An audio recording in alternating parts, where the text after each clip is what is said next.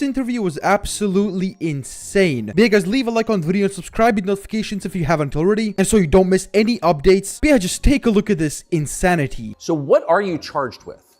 That's a really good question. I'm charged with being the head of an organized criminal group, which is in charge of recruiting girls to make TikTok videos to steal the money from the TikTok views. Recruiting girls to make TikTok videos and stealing the money. So it's really a financial crime? It looks that way, and it's very interesting because the girls who they've identified to add to the file are saying that we're not victims of anything and this isn't true. But the state believes it's true, and the state thinks that I, as a 35-year-old man, woke up. I was already extremely financially successful. I was already a father. I was already very well known. I had no financial motivation. I have no criminal record. It's not my personality profile, but I woke up at the age of 35 and decided to make girls do TikTok to enrich myself with the pennies that I would earn from TikTok views. So in the United States, I think the belief is that you were charged with human trafficking. Yeah, that's human trafficking because what you do is you force a girl to work against her will for financial gain. That's human trafficking. And their justification for this is that girls do TikTok. Some girls I know who they found who say they're not victims have TikTok accounts. How do you force someone to do TikTok videos? I guess the prosecutor is going to have to explain that, isn't he? It's a very interesting scenario I'm in, and I'm inside of Romania, so I have to show a degree of respect to the Romanian judicial system. And I have to show a degree of respect to the situation I'm in. But the overall charge is that there's an organized criminal group. There's a group of us. I'm the head of it. My brother is below me. And we use the lover boy method to convince women to do TikTok videos to make money so that we can steal the TikTok money.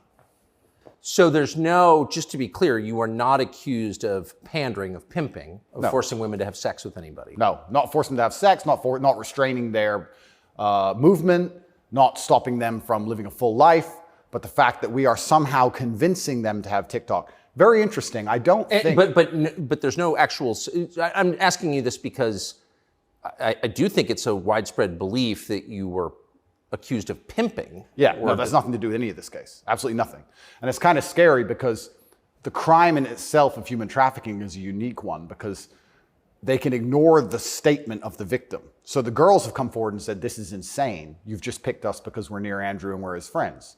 But the whole idea of the crime is they can say that she's brainwashed, right? She's under duress. So you can ignore her statement. State says she's a victim regardless of the fact that she says she's not a victim.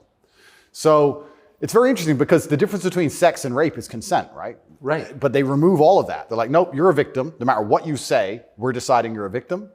And they've chosen them. And of course, these girls do nothing pornographic. They've never had sex with anyone, nothing to do with that. So they've picked TikTok. So it's scary. Imagine you're a full-grown man anywhere in the world today.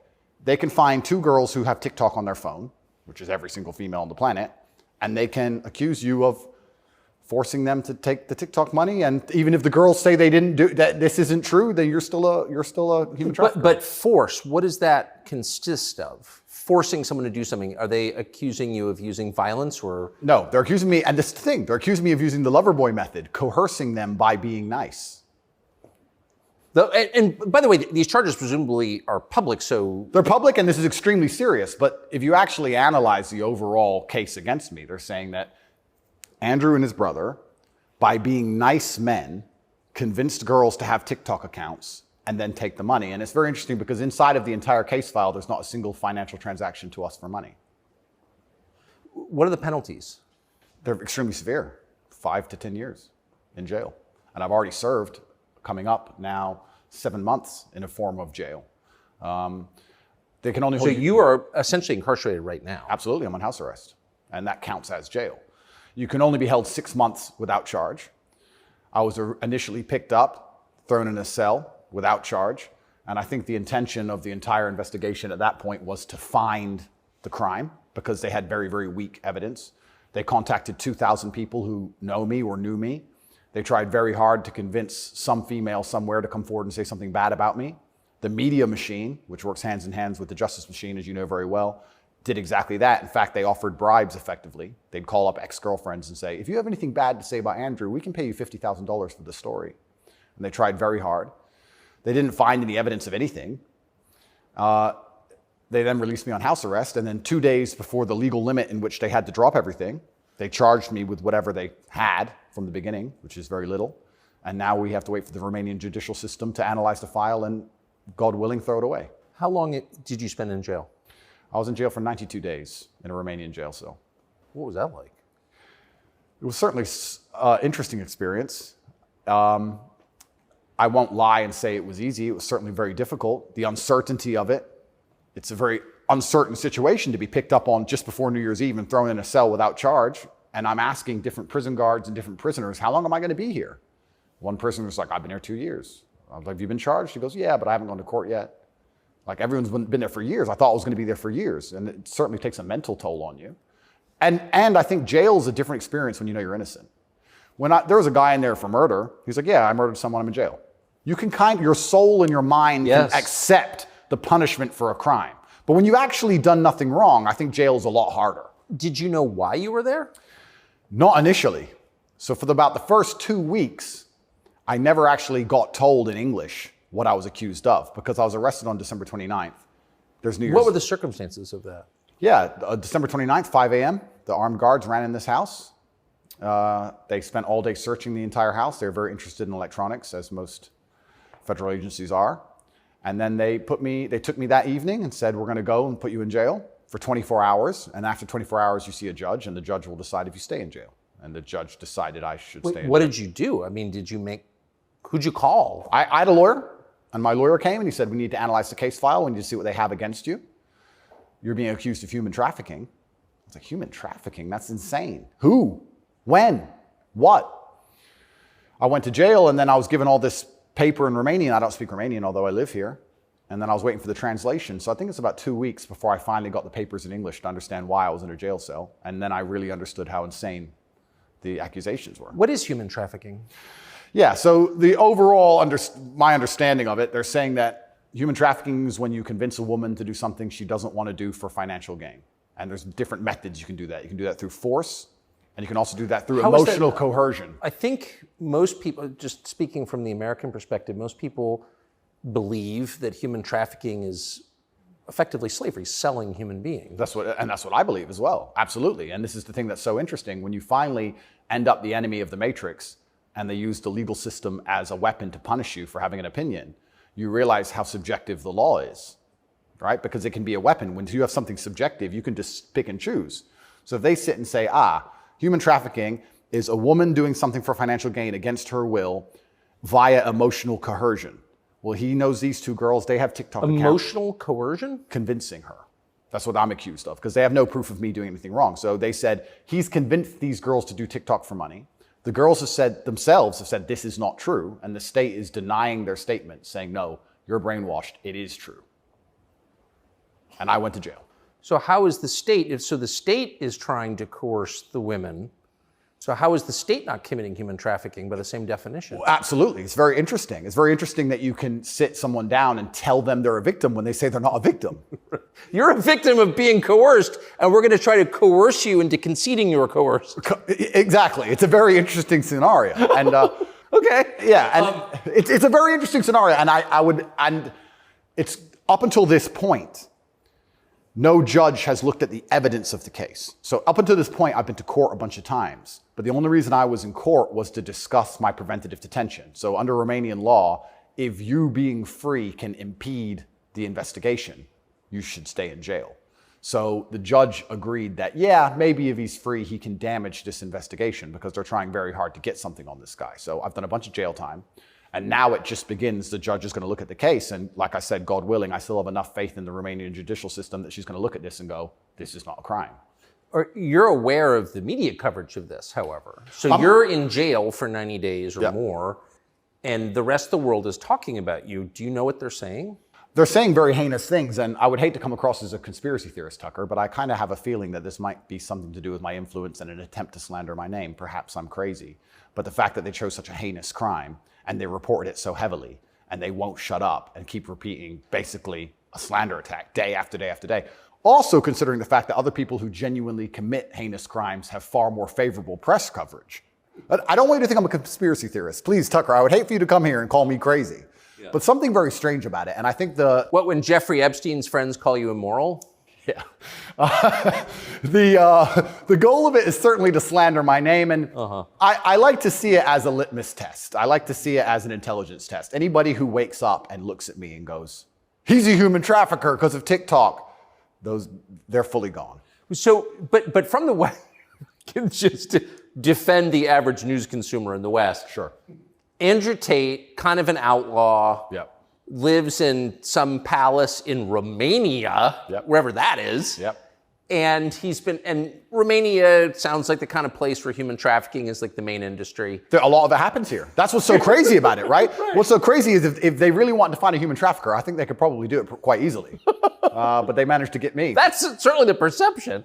But it's one of those charges that kind of sells itself. Oh, absolutely. And it doesn't matter if you're found guilty or not, right? You're a human trafficker forever. And but I do think that public consciousness is changing. I think with things like there's been some very large court cases recently involving some very famous people in which women were caught lying, trying to slander men's names for rape and these kinds of things. And I don't think people believe it anymore. But that scares me to a degree because I think that the typical weapon, the standardized playbook is now failing, and I don't know what the new playbook's going to be. It's almost like better the devil you know. That you're too famous, you're too successful, we don't like you. Call him a rapist or a human trafficker, put him all over the news, slander his name, try and wreck his life. Now that nobody believes it, what's the next move? What are they going to try next? Wouldn't it just have been easier to commit like a massive financial crime and defraud people of billions, come up with like a fake cryptocurrency, call it like, I don't know, FTX, or just give a name to it. Yep, something random. Steal billions and get your parents involved and buy a bunch of real estate in the Bahamas, and then like you'd be sort of a hero, right? Oh, absolutely. And I would have certainly made a lot more money than TikTok, because I don't think TikTok even pays you for views. And if it certainly does, I never got a single transaction from it. So it's a very interesting scenario. But if I was accused of a financial crime, my name would not be slandered. So no, of course. Well, of course not. You have the presumption of innocence. So just back to the jail thing. So you're in with your brother. At the beginning, I was not, but towards the end, I was. Yeah. What did you do all day?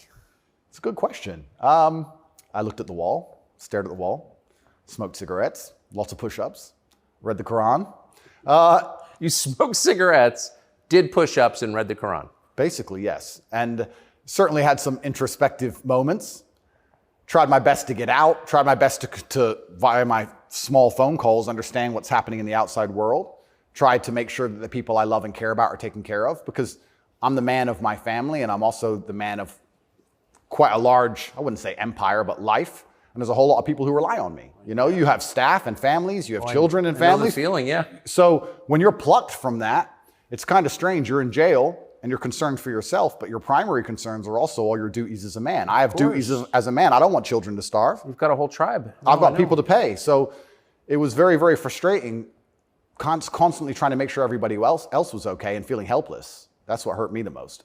I was trying to make sure everybody I love and care about was fine, and I wasn't as powerful as I should have been. And that was very upsetting. And especially if they were going to keep me there for years, I was having serious concerns about how I can feed the people I love. Did you ever come to the edge at all? No, I certainly had some days I was less happy than others, but I made sure that my mindset was built in a way that I could always be doing something constructive. And also, I think you get what you give in life. And if I ever felt particularly sad on a day, I would try very hard to make other people happy, because if I made other people smile, I'd feel better.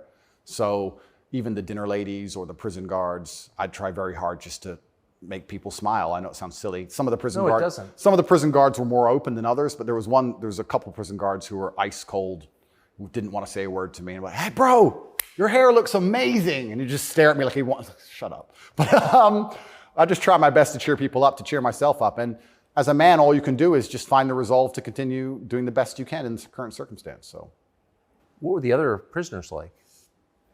I don't want to insult Romania in any way, and I love this country, and I chose to live here. But if I had to describe it for the people, for an American audience to understand, I don't think Romania and a lot of these countries have the same kind of mental health setup or the mental health support that a lot of Western nations have. So you end up in jail. Ooh. So I think there was a lot of mental health problems inside the jail. So it was very similar. It wasn't just a jail. There was also a lot of mental health problems in there, which adds a new complexity and a new dimension to the suffering, because there's just random screaming and there's suicide and it's certainly not a very nice place to be. Oh, so it's It's horrifying. Yeah, I don't want to go back. You hear the phrase Romanian prison, and it sounds tough, so it was what you would imagine. It is, and when this process is over, there's a lot more I will say, but I will say the staff were very nice to me, and I want to make this clear. I want to make it very clear that all the staff in the jail were very professional and very nice to me. I would almost say that they believed I was innocent, and they understood that I didn't belong there. There was a semi-apologetic vibe to the way I was treated by the guards, if that makes sense. Yes. They understood very well. I don't think anybody, like I said, with a functioning brain believes that me at the age of 35 decided to steal TikTok money and ruin my entire life without financial motivation to girls who say they're not victims of anything. I don't think anybody with a brain... Well, the fact that you're not accused of a sex crime or of violence, which I think most people don't really understand. Yep. And they can look it up. Yep. I mean, but you're not actually accused of Correct. rape, Correct. selling anyone, Correct. pimping. Correct. Okay. That right there raises a lot of questions. Well, yeah, and this is the thing that's so interesting because I'm accused of using a method of human trafficking called the lover boy method. So how that would traditionally work is a man would meet a girl, become her boyfriend, take her to another country, turn her into a prostitute, say I love you, like pimping. Of course. But they're saying, because all my conversations with these girls are very nice, they're saying that I use the lover boy method to convince them to do TikTok. And once again, I never made a penny from TikTok, and I have no interest in girls' TikTok's accounts, and I've never made any money from TikTok in my life. So that raises the question. So that right there, I think, I mean, we can let people assess. I'm not, an expert on the Romanian legal code, but that's kind of not the impression that most people have. Okay? And that's the media, who have made that the media have tried very hard to do that. And if I had to estimate, I think that the overall intention was just to throw me in a cell, use the media machine to drum up something real. I think that's what the goal was. So, but what's and I believe that. It seems, obviously. Yeah. One thing, I've never been to Romania before, and one thing I'm struck by is the American presence here. Oh, it's massive. Fully understand that. So there are 3 NATO bases here now. They're bustling because of the war in Ukraine. Yep. One's on the Black Sea, Yep. right below Crimea. So this is strategically important, this country, to NATO. Absolutely. And so this is a lot less far away than I realized. It's much more American influenced. Oh, absolutely. Do you think that played a role? Yeah, well, I think, and I don't want to get this incorrect, I think it's the 2nd or 3rd biggest U.S. embassy in the world. The U.S. embassy here looks like a prison. It's huge. They've got a huge embassy here. And even during Ceausescu, during the communism days, Romania was an ally of the West, even during communism. Yes. So, yes. Ceausescu came to New York. Yes, that's right, yeah. So Romania and America have been very good friends for a very long time. I have to be careful what I say, but it's certainly very interesting what's happened to me. The American embassy were not particularly helpful, let's put it that way. They weren't very interested in me being locked up without charge. They didn't seem very interested in getting me out. But you're an American citizen. Absolutely. And so you're an American passport holder. correct. So I think the average American believes, perhaps falsely, that if you are accused of a crime in a foreign country, particularly a less developed country like Romania, you go to the U.S. Embassy and someone takes an interest in your case just to make sure that your treatment falls within, accepted standards of justice. Yeah, they came to see me, but when I was asking them what they can actually do about all of this, they weren't particularly helpful. I don't want to peddle conspiracy theories, and I've heard a lot of information, etc. But I wouldn't say they sanctioned it. I don't know if they had to sanction it, but they weren't particularly interested in getting me out. But at least they came to see me more than once. I mean, they kind of pretended to care. The UK embassy didn't even pretend to care. The UK embassy was, I really think they enjoyed it. They didn't. And you're a British subject as well? Correct. And this is the kind of thing, and I want to say this here, that's kind of frustrating for me because Romania is my home now for 7 years, but I'm half British, half American originally. And when something like this happens to you, you have this longing for home. You kind of want to go home. When you end up in a jail in a country where, even though you've lived for a long time, you don't speak the language, you don't understand the legal system, going to court in a foreign language is far more intimidating than in your own language. I can imagine. You don't have a clue what's being said. You don't understand how anything works. And then you kind of have this longing for home, but I feel like my home countries hate me, and they hate me because of my message, which I believe to be a positive message. So you kind of have this strange feeling of homelessness, because it's like, well, if I go to the UK, I believe they're going to attack me the same. If I go to America, I believe they're going to attack me the same. So where do you go? It's kind of scary. Where do you go? It's a good question. We're going to have to see. How did you wind up here? I moved to Romania. I came to visit a long time ago, before anybody ever visited Romania. I came to visit and I genuinely fell in love with the place. It truly is a fantastic country. I love nature, as amazing nature. It's a very safe place. It has this reputation of being dangerous. It's not dangerous. It's very safe. The people are very good. The people are very conservative traditionally. It's almost like America was 20, 30 years ago. It's gorgeous. They have a bunch of nice restaurants and plenty of things to do, and I've never had a problem here in any way. Never had any issue with the law or with the other side, criminals, nothing, until this came out of nowhere. So it's been very strange. So what is it about your message, do you think, that infuriates certain people? Well, my message is traditional masculinity. My message is to stand up and say what you mean and mean what you say. And even going to the gym nowadays is an act of defiance, because when you have a man who's built with any degree of principle, you say no to things. And I think if I have to analyze my message and why I'm so disliked by the people who dislike me, it's not the things I'm saying, it's the fact that if you adhere to my principles and you adhere to the things I say, you end up being the kind of person who will resist certain ideas. You say no. What kind of man never says no? Name a man who never says no. Men say no, right? Men wake up and say, no, I don't think that should be done this way. No, my children will not be taught that. It's no. the father's primary job. Absolutely. So when you say to men, listen, you're allowed to have an opinion. You're allowed to have standards. You're allowed to have boundaries and barriers. You're allowed to get up and become important and work hard and try hard and become the kind of man who can't be controlled.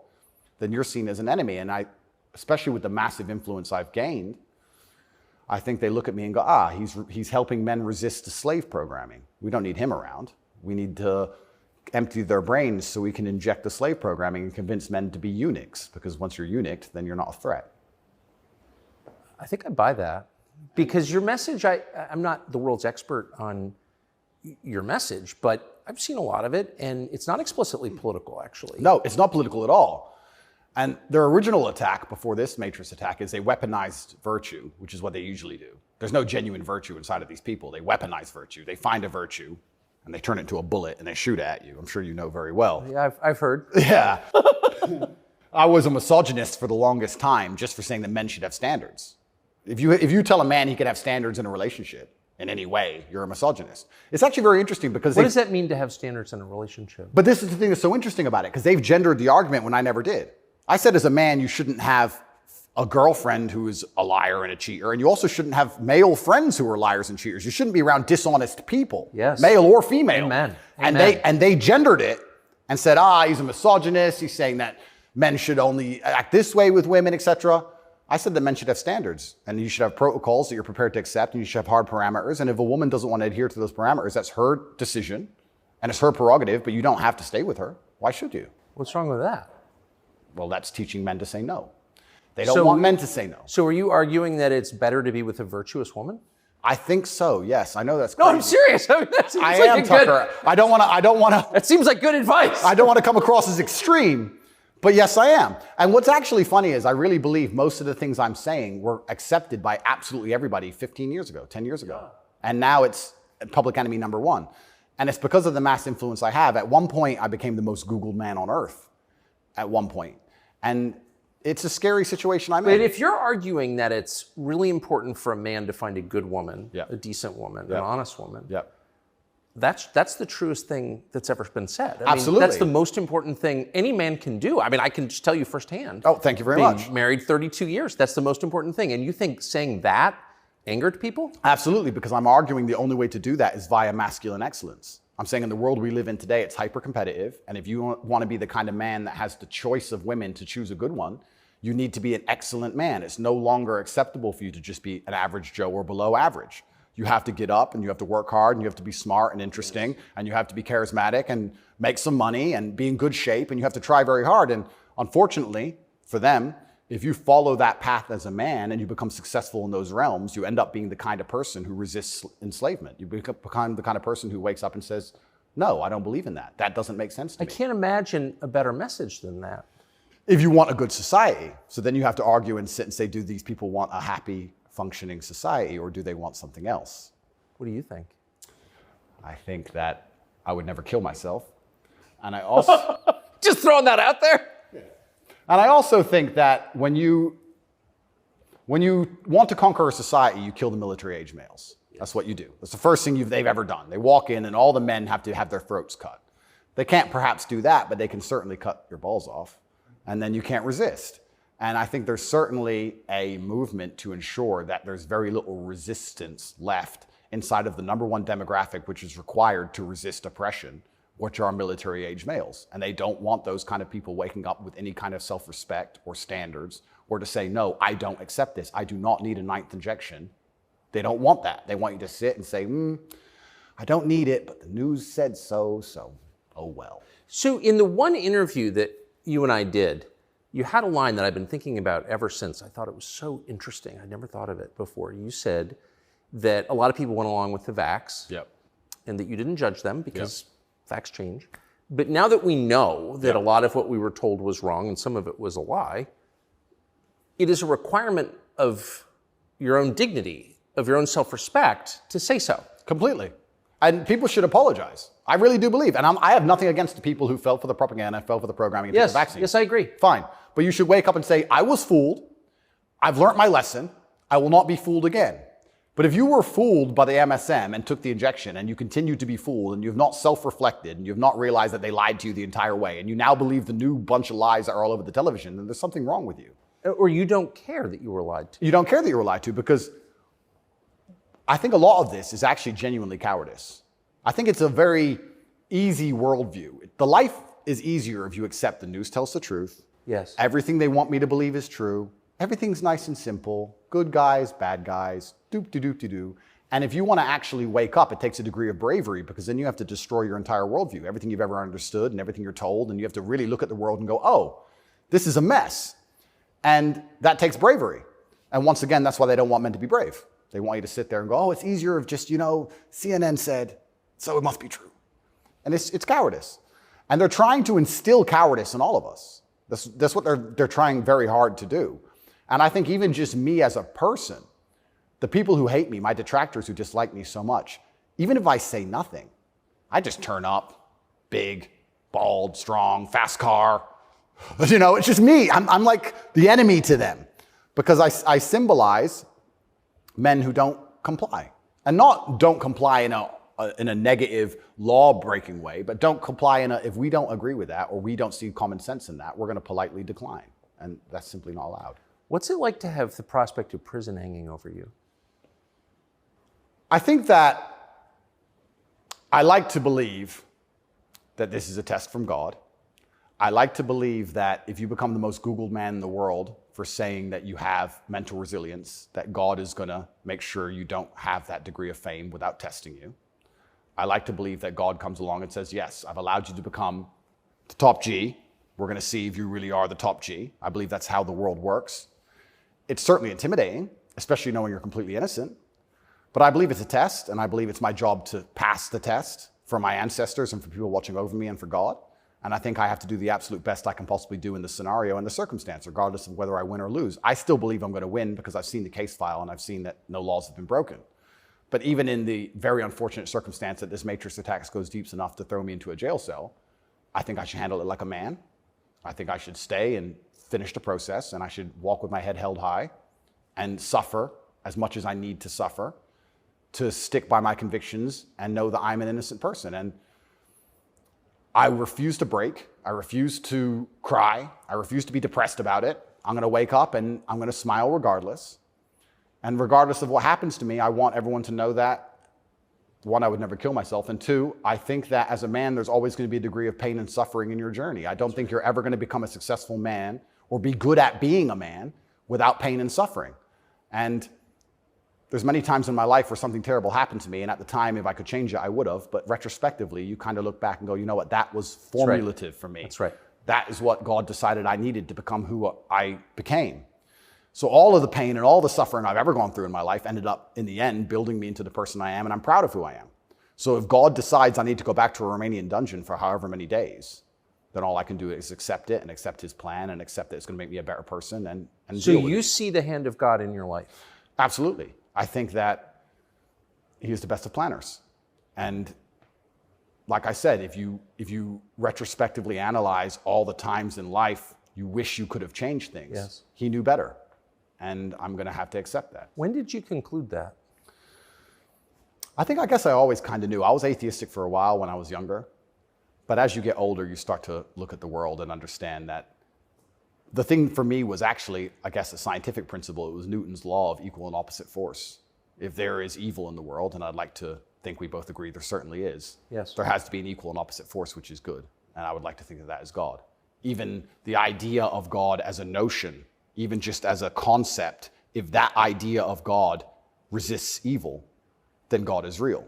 If you have two islands, you have two people, let's say a ship crashes, and you have two people who swim to two different islands, and one island they're atheists, savages, and they rip you apart, and the other island you get there and they believe in God and they believe they're not allowed to kill you.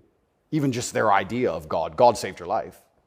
So I think even just the concept of God in and of itself, if enough people believe and it makes them do good, then God must be true, and that's the equal and opposite force to the evil of the world. And this is how I view it. So I don't see how anybody with a conscience cannot believe in God anymore. That's such a profoundly different worldview from the one that we're presented with, I think. Yeah. Do you think that's maybe the division in the West between people who see those forces at work and those who don't? I think the West is actually split between people who think and people who don't think at all. I think the people, there's no such thing as these two opposing worldviews. I think people believe there's worldview A and worldview B. I disagree with that. I think there's worldview A, the good guys, which are primarily people who do believe in God, do have parameters, do believe in standards, do believe in self-respect, do know how to say no. And there's worldview B, which changes day by day, based on what they're told, which means they have no real worldview at all. They just repeat. And they have no standards and they have no parameters. There's nothing you can tell them that will make them wake up and go, that's wrong, because they have no inherent morality. So you can literally, you can say bestiality is accepted and encouraged now. It's good for you for climate change. And they'll sit there and go, oh, for climate change, oh, well, off we go. And they'll just do it. So I think you have a camp of people who think, and you have a camp of people who repeat. And I don't think there's actually the opposing side to the good, I don't think function as a thinking populace at all. I think they simply repeat. It feels like the conflict between those two groups is getting more intense. It's certainly getting more intense. And it was interesting for me because, and I want to be an optimist, but I lost so much faith in humanity during COVID. If you would have told me how COVID would have gone down before COVID, I'd say no way. We're not that bad. I thought the people aren't that dumb. But when I experienced COVID, it's actually scary. You see how the Nazis managed to do what they did. You see how they managed to put people in concentration camps. You see it. And I had a very unique view of COVID because in the first days of COVID, when people were falling over in China and the Italian hospitals were overrun, at the height of the panic, when most people believed, because it was the very beginning, early stages, my brother and I had a very logical conversation and said, we're two military-aged men in very good physical condition. If we die of this, the world's over. If it can kill us, it's zombie apocalypse. So why are we going to live in fear? So we found the only two countries that were open, which were Sweden and Belarus. We had just been to Belarus. This is before the Ukraine war. We'd just been there. We decided to try Sweden. So for the first 3 months of COVID, during the height of lockdowns, when Florida was closed, when it was I remember. Yeah, when it was the craziest lockdowns globally, me and Tristan are in Sweden in absolute freedom. They had no restrictions, no masks, no vaccine passports, no social distancing, nightclubs are full, restaurants are open, perfectly complete normal society. Nobody talks about this anymore. Nobody talks about, wait, Sweden never did a thing. Everything functioned perfectly fine the entire time. And they don't have it. Where's their their winter of severe illness and death? Yes. They never had one. It's a cold country. Never had one. So we were living in Sweden, living completely normal lives, seeing the internet and seeing this insanity. And we're like, well, surely if we just put up a few videos of us partying in Sweden in nightclubs, this will wake people up. People ignored their own eyes. That's the scariest thing about everything, is that they can get to a level where, with the media machine, where people will genuinely ignore their own eyes. I don't understand how you can get people so brainwashed that they will see that the sky is blue, and then they'll watch that the sky is green, and then they'll look at it again and go, the sky's green. It's crazy to me, but COVID proves they can do that. And that's why the war is getting so intense, because the principled people are saying, how can you still believe in the things that you're saying? here is all the logical, empirical evidence that that is a lie. But these people are ideologically brainwashed and they don't want to take enough. They don't have the bravery it takes to wake up and accept that they're being lied to. So they'd rather just, to the end of time, repeat what they're told. And it becomes more and more intense as it becomes more and more ridiculous. That's so scary. As it becomes more and more ridiculous, the more intense both sides get. Yes. Right? So what the future holds, I'm not entirely sure. But I like to believe, even my current charges, I found solace when I was in jail, that the thinking people are looking at this going, something about this doesn't seem right. Well, I mean, it is a little bracing. I mean, when I discovered, I mean, I was sympathetic to you already. Yeah. But, you know, a man's accused of human trafficking. It's worth finding out what he's accused of. Sure. And when I discovered that there was no like actual human trafficking charge, yeah. You know, that's not actually human trafficking. I don't care what you call it. Yep. You weren't buying it, even accused of buying and selling anyone. Then the next conclusion you inevitably reach is they don't like the guy. They don't like his views. It's fine. They're going to send him to jail for that. Yep. That does seem like an escalation. Absolutely. But if they don't like your views and you're inspiring millions of people to resist slave programming, you become a threat. Like, they discuss me. But you can't send a guy to jail because you disagree with him. You shouldn't. But even before I went to jail, the members of parliament in the UK were talking about me and what a dangerous role model I am for young boys. So they launched this initiative inside of British schools to ban me. My name can't be said inside of any British school. And members of parliament were standing up in parliament saying, Andrew Tate is dangerous. He's encouraging young boys to have misogynistic views, because I'm literally telling young men to go to the gym and to stand up for themselves and believe in themselves and believe in something. And by extension, you look at some of the sexual education books these children are being given, which I believe at age 9, I don't think a child needs to learn about anal sex or any of these things. Probably not. Yeah, probably not. So they're pushing that to the children, but I'm banned.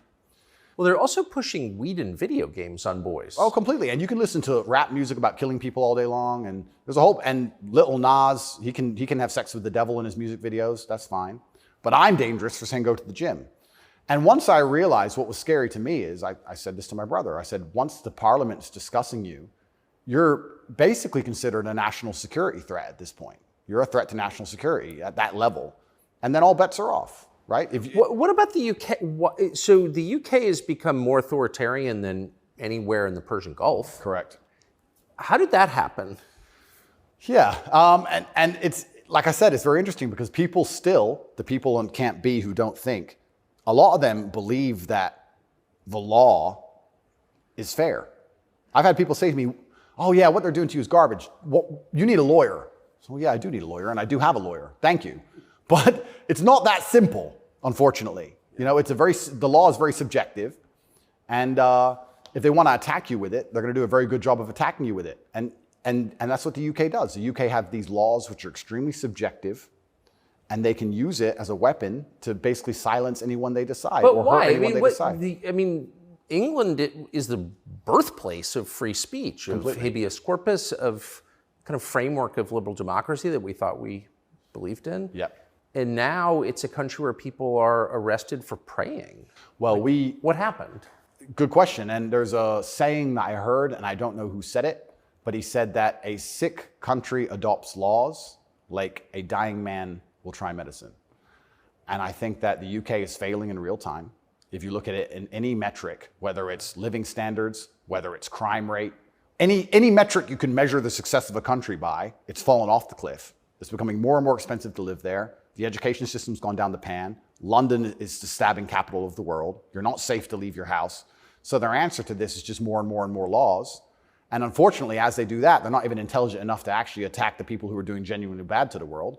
They just make more and more authoritarian laws, and they end up using them to attack the people that the government doesn't like. And I ended up being one of them. And I think Europe in general has problems. If you look at France as we speak, I think it's on fire, isn't it? Most of it? It is. Yeah. So they have issues, and their answer, what's a government's solution to anything?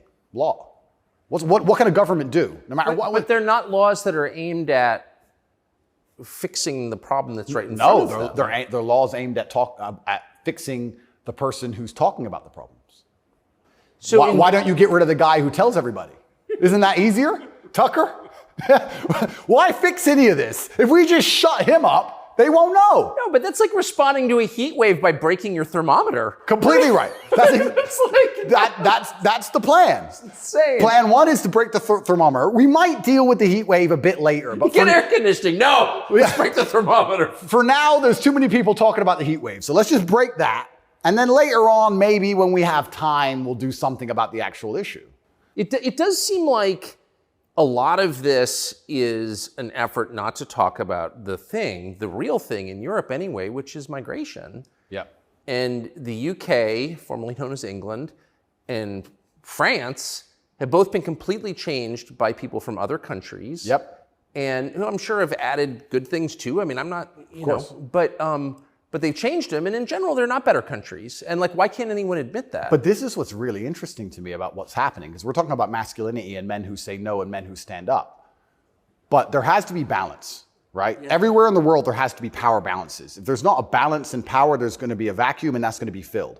If you neuter the native population of men, if you destroy their mentality to resist, if you tell them that every single thing about them masculine is wrong, and you basically feminize and eunuchate them, turn them into eunuchs, and then you import high testosterone men from the third world who don't believe any of this garbage, who grew up in a society where they understand the only way to succeed is to be a fearsome predator to a degree. What do you think is going to happen? Like, who's supposed to protect the sanctity of these nations and these settlements and these towns and villages? The police? No. In general, I would argue that it's the masculine essence that can be detected by the people who arrive. I guarantee if you were to put a bunch of these migrants in Sarajevo or Moscow, they behave themselves. Oh, but yeah. I have a feeling they just look around and go, not today. But when you neuter the native populace, then it's like, well, there's a power vacuum. And when there's a power vacuum, what do we expect to happen? So that's what are the French going to do about it? What's your average Englishman going to do about it? Nothing. And that's the thing. And that makes you wonder, is this purposeful?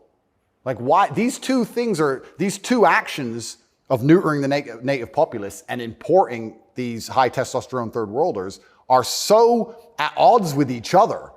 Is this purposeful? I'm not sure, but has anyone considered this? So yeah, it's interesting because you talk about these are huge and intentional trends, and I mean they're historically transformative trends. They're a big deal.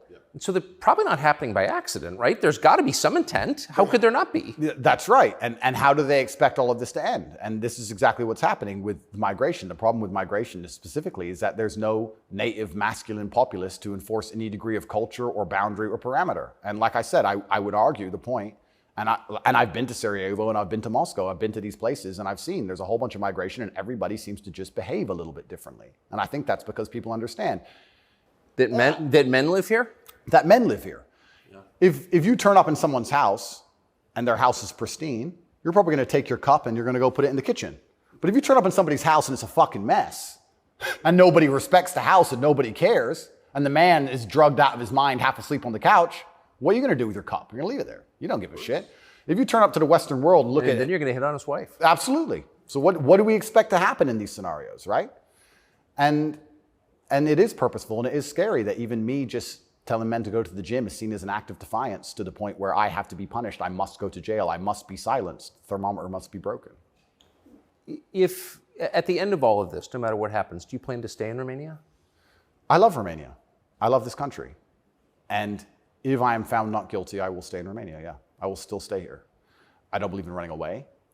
I also believe, and perhaps this is... Yeah, I didn't even want to ask you that because you've got a legal case pending, but I mean, presumably you're rich enough to run away when you haven't. Correct. I'm not going anywhere. I think if I was anywhere in the Western world, this would have happened to me. I don't think this is Romania's fault. Let's put it that way. I don't think this is Romania's fault. I think if I resided in Switzerland or France or Italy, the same thing would have happened. Yeah. From knowing what I know. I think it was going to happen to me regardless. And I think I do have a large amount of sympathy, especially amongst the Romanian population. I get thousands of messages a day from Romanians apologizing to me. Yeah. I think the people here actually like me. My waiter at lunch yesterday is one of them. He wanted you to know, yeah. Oh, amazing. This is what I mean. Everyone understands what's happening. My problem is not with Romania. I don't hold any personal grudges against Romania. I think that this Matrix attack was going to come to me. Basically. What is the Matrix? Good question. I guess some Americans call it the deep state, but I like to look at it in a more global way. When I say the Matrix, I think there are certain agendas which are being pushed. I think the media machine and the judicial systems of the world work together hand in hand. I think the goal is to control people's minds to a point where they don't discuss anything that's important. The reason I use The Matrix is because I've watched that movie a few times and it has so many similarities to the... Have you seen the movie? No. You've never seen the movie The Matrix? No, I don't watch any movie. Tucker. I don't want to talk about it on camera. No, I'm very dyslexic and it's hard for me to watch video. Got it. Honestly. Understood. But there's so many similarities, and the basic premise is that humans' minds are controlled and put inside of a false reality so that their body heat can be manifested for the machines. And I don't think it's much different to reality. Our minds are controlled, we're put in a false version of reality, we're told things that aren't true, we're arguing over things that don't matter, we're observing a false version of events, and the goal of it is just to distract us long enough for our bodies to be used for the machines, to soulless. And I think it's pretty similar, striking similarities. And even then, there's a bunch of other similarities which are difficult for me to explain. You haven't watched the movie, but there are agents inside of the Matrix, and the idea of the agent, the purpose of the agent is to make sure that nobody understands how the Matrix really works and to wake anybody's mind up. They want to keep you asleep. And any person can become an agent at any time. If they're not unplugged, if their mind is not free, they can become an agent, and their job is to keep you asleep. And you see agents all the time. COVID awoken me to agents. When I would sit and talk to somebody and they seemed perfectly rational and normal, until I mentioned COVID, and then they'd fully change. No, it's dangerous. No, what do you mean? What do you mean? Are you crazy? My grandma got sick. And they became an agent instantly and started repeating the news to me. And I was like, your grandma got sick. How old is she? 97? Interesting. Oh, I better lock myself in my house then. Dumbass. So agents exist and the Matrix exists, and I think most people's version of the world is a false one. The idea and the world that most people have in their mind and how society functions and how all these things function, I genuinely believe is completely false. I think they've all been lied to. I don't think anybody understands how any of the world works. And I try and use some very simple analogies to wake people up. I said to one of my friends once, I said, if me and you could play video games for $10,000 and you could cheat, would you cheat? He goes, well, no. I was like, if I was whooping your ass and it was 10 grand a game and you could cheat, would you cheat? He goes, yeah. I was like, all right, so you accept that people cheat to win in a video game for a menial amount of money. You think they're not going to cheat for something that matters? Yeah. I think they're not going to cheat for something important? You understand what I'm saying? Oh, yeah. Yeah. So how about to get the most important job in the world, President of the United States? I would never kill myself. I mean, people kill each other over insurance fraud. You don't think, right? Yeah. Yeah. So when you actually understand how the world really works, you know what was really interesting? I remember there was this big military coup in, was it Myanmar or Burma? One of these, there was a big military coup like a year ago or something. And nobody really cared. They mentioned it on the news a little bit. And I looked at it and I looked into it. And they were talking about how the two political parties were almost 50-50. And then in the 90s, something changed. And now one political party just smokes the other one. And the military took over to restore democracy and all this stuff. It was very interesting, the voting machines they used. Really interesting, something to look into. A lot of countries like that. Philippines, also true. Why do you think support for the war in Ukraine, support for Ukraine's side in the war against Russia, support for a war against Russia in the West, is kind of the bottom line issue for the people who run the US government and for the American media? Why? I mean, I guess you could argue about it, but there isn't an argument about it in the United States. There's a position, and anyone who doesn't hold it is attacked and punished. Why? Why is that so important? Well, the first thing I think we should all do is I think we should all give Putin credit for curing COVID, right? Because when his invasion happened, COVID went away. So thought about that. Think about it. It's almost to the day. So we have to give him some credit at least for doing that. He may be the bad guy of the world, but at least he cured COVID for everybody, nearly instantly. Fair. Thank you, President Putin.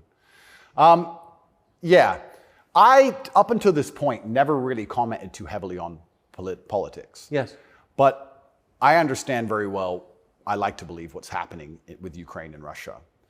And what I will say to the people who are watching this at home is that if you are naive enough to believe that there are good guys and bad guys in wars, and it's as simple as good and bad, and that the bad guys are crazy and the good guys want freedom, then you need to do a little bit more investigation into what's really happening. And when you look at the vested interest of any country or any person. Can I just ask you to pause and just comment? That's the truest thing, what you just said. That is and anyone who doesn't understand that should shut the fuck up. And I mean it. Having seen war, anyone who's telling you that it's Churchill versus Hitler is an idiot. Well, I'll give you an example. When my father was still alive, Excuse me. Yeah, no, it's true.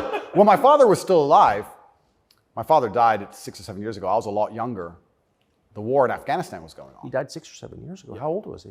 56. Oh gosh. Yeah, he died. But the war in Afghanistan was going on. And I remember asking my dad, saying, why do the Taliban even fight and resist the American war machine? They don't stand a chance. Like, why are these terrorists even fighting against the American war machine? And my dad said, they're fighting for their way of life. They want their wife, and they want their children, and they want their society and their language, and they don't want pride flags, and they don't want American bullshit, and they don't want to be told what to do. And they're fighting to be a culture and be a people which is independent in and of itself. Like, they're not the bad guys you think they are. They're people who are like, why are you here? What do you want? We don't agree with that. That's against our holy book. Fuck off. Right? So even there's no such thing as good and bad in any war. And people. Who was your father? My father was a chess master. He worked for the CIA when he was a linguist for the CIA, and then he was American. He was discharged, and for a story I won't tell, but he was a chess master, and it's very interesting. I encourage people to look at his Twitter. He still has Twitter at Tate Terrific, and everything he was talking about 11 years ago is so important now. 11 years ago, no one cared about. We had the Donbass in 2014. People cared. Yes. People cared a bit. But he predicted the future. You want to see how chess players can see the future? Read his Twitter. Everything from LGBTQ, why they need your kids because they can't have their own, to the war that's coming and how Europe's going to have an energy crisis, to the letter. It's all on his Twitter. It's amazing to read. It's like you could tell the future. 10 years ago, no one talked about any of this stuff. Did he live in the U.S.? Yes. Yeah, he lived in America. Fascinating. Yeah, it's crazy. But he was telling me about a lot of this stuff even when I was a lot younger. And as we said, there's no good guys and bad guys. But when you have a vested interest in something, I think that people are relatively simple. You're talking about why the American government has such a vested interest in this war. Which is not good for America. Which is not good for America. So is it, well, we can say it's for money or we can say it's for power. What else would it be for?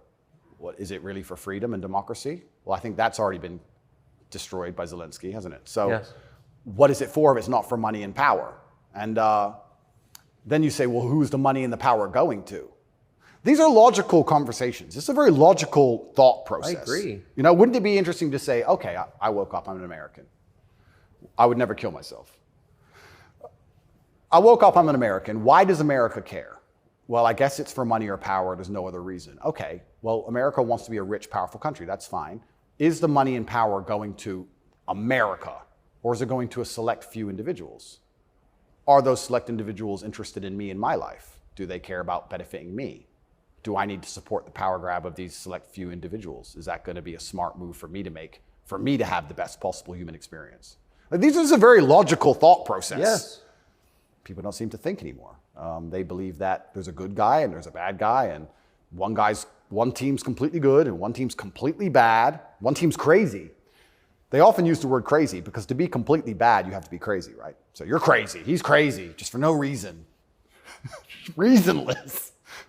It's insanity. I don't know if you saw Lukashenko with the BBC. Did you ever see that interview? No. Oh, brother. Please watch it. The way he destroys the BBC. I thought I did the best job, but I take second place. Amazing, amazing. But yeah, and you just have to be critically thinking. And then after you're critically thinking, you have to be brave enough. And this is the real pandemic of the world, is cowardice. You have to be brave enough to look around you and realize, everything was a trick. Everything was a lie. But why not be a coward? I mean, it's just a lot easier, right? Well, it used to be. This is the thing that's interesting. I would actually argue in the 1950s and 60s, if you were to agree with every single narrative and obey every single law and do exactly what you were supposed to do and pay your taxes, etc., you'd at least get a wife who respected you. You'd at least have children who could go to school without being indoctrinated to a degree. Yeah. You could have a nice house. You could have a pickup truck. You could have a pretty good life if you just followed the rules. Yes. I don't think that's true anymore. I think that if you are a man especially, and this is what I talk about masculine issues. If you're a man who was born and you decide to do exactly as you're told, you're going to end up depressed, in debt, working a job that you hate, with a wife who doesn't respect you, with kids who don't listen to you, in a house you don't own, until she leaves you, and then you contemplate suicide a while, and maybe you might find some purpose towards the end, enough to survive and pay your taxes, and then you're gone. I don't think a man who just follows the programming is going to find any happiness. But they don't care. Why would they? They have no interest in masculine happiness. This is another thing that's very interesting. They talk about men's mental health all the time, especially in the UK. I'm not sure about America, but in the UK, they have this big drive for men's mental health, saying that men commit more suicides. A lot more. Because it's hard to be a man. We commit more suicides, we're more depressed, we have all these mental health problems. I come along, I genuinely get thousands of emails a day saying I'm helping men's mental health, but no, can't help it the way Andrew wants. You can't tell them to go to the gym and stand up for themselves and have pride. What kind of man's going to have a solid mentality and not have mental health issues if he has no pride? That's part of being a man. Part of being a man is proud of yourself. If you wake up and you're not proud of who you are and how you look and the things you say, how are you ever going to have a solid mentality? So when I teach things that genuinely help men's mental health, that's outlawed. No, you're not allowed to do that. Instead, you have to take our version, which is to pretend to care about men's mental health, but not give a shit. Give them a life they know they're not going to enjoy, pay taxes, and die. And men are the backbone. And medicate them. And medicate them. Medicate them long enough to keep working. The same way as we medicate farm animals. Just a bunch of injections. Yeah, just keep them alive long enough to get the milk. Milk's gone. Chop the head off. Boom. They need to put you in prison. They're trying. Yeah. I can see why. They're trying. And it's scary. A lot of people, but then what do? Do I just shut up? No. You don't think so? No, you can't shut up. I mean, because in the end, your self-respect, your dignity is the only thing. That's right. And this is what people don't understand. People say, Andrew, why are you fighting this war? And they don't understand that war is certain. You either fight war against injustice and you fight war against the things you know that are wrong and you feel good inside of yourself, or you accept the slave programming and fight a war with your own mind. You have to fight something. Yes. I can shut up and believe what I'm told in the news, but then why am I so unhappy all the time? Why am I depressed? Why does my life suck? Why does my woman ignore me? Why do my children not respect me? You're fighting a war, then you're fighting a war with your own mind. I'd rather have all of me on side and fight against what I know is genuinely evil. You can't escape the battle. The battle is here for all of us. So I've made my decision, and that's why I can't be quiet, because you just said I would lose my self-respect and I'd lose my dignity, and I don't think I can function that way as a man. And I don't think any man should be able to function without self-respect and dignity. The reason men died on the Titanic was for self-respect and dignity. They went into the icy cold water and died because they would feel honorless if they jumped on the boat and left the women to die. That's right. So when you have self-respect and dignity, you have a hard parameter and you'll do things which are deemed crazy or insane because you believe in them and you stick up for yourself. And that's why they don't want men to have self-respect and dignity. Rather be a free man in your grave. Absolutely. So I can't be quiet, and I'm going to say what I believe is true. And I genuinely believe I'm helping the world. I think that any young man who is a follower of mine, I will argue there's no influencer on the planet besides me who is genuinely benefiting their life. I know you're not big on the internet. I look at these other streamers and these other influencers. They play video games all day. They smoke weed on stream. They talk garbage. It's a bunch of drama back and forth like girls. I'm the only influencer or streamer who's genuinely talking about making money, because you need to have money to escape the matrix. It's very hard to resist enslavement when you have to pay the bills. Getting physically strong, because a strong body is a strong mind. Standing up for yourself. Self-motivation. All these things. I'm talking about genuinely positive things. Very few people are. And I think that is an extremely important message that needs to be told. And I'm not going to stop doing it because I know I'm genuinely helping the world. And they're going to try and punish me for it for the rest of my life. I think this is just beginning. And I think when I beat this case, which I believe I will beat, I think something else is going to come. And it's kind of scary because I am a little bit afraid and a little bit intimidated by the incompetence of my enemy, because their standardized playbook is now failing in real time. The standardized playbook is the media attack, the lie, and it's not working anymore. And it got me a little bit worried about what the next move is. You used to just be able to lie about a guy all over the news and you win, right? But now it's like, shut up. So now what? I don't know. And that's what's kind of scary in my scenario, because nobody's going to believe any of the crap they print about me. Nobody believes it. Nobody believes it. Whenever I do an interview with the Matrix media, nobody believes. They have to turn the comments off because everyone in the comments are just ripping them apart. Well, you do seem very sad on the verge of killing yourself, are you? Absolutely not. I never would. And that's what you said that. I know. I have to keep saying it. I have to keep saying it because it's scary, right? But I believe you get 3 lives. I think they cancel you initially. And then when that fails, they try and put you in jail without a reason. And if that fails, there's only one option left after that. That's right. So I'm in a very scary scenario. But I guess the same as the men on the Titanic just couldn't get on the lifeboat. I just can't stop saying what I believe to be true. If a young man comes to me and says he's depressed, I'm going to tell him how to become a kind of man who's proud of himself. And if that makes him the kind of person that resists slave programming, I'm always going to be public enemy number 1. You've said depression isn't real, or it's not, as the way we describe depression isn't accurate. What do you think of depression? When I say depression isn't real, that really upset the world, especially the liberals, because they all live on medication, right? When I say depression isn't real, I'm saying that because I don't believe in things that can take away power from me. If I believed in depression, I would have been depressed in jail. But I can't be depressed if I don't believe in it. If you don't believe in ghosts, how can you be haunted? You have 2 people in a haunted house. One believes in ghosts, one doesn't. There's a knock in the night. One wakes up, calls an exorcist, is terrified, looks for a ghost. The other guy doesn't believe in ghosts. Knock in the night, goes back to sleep. It's the belief in the ghost that gives it the power. If I don't believe in depression, I believe in feeling depressed. Sure, we're humans, we have emotions. Sometimes we feel depressed, sometimes we feel happy.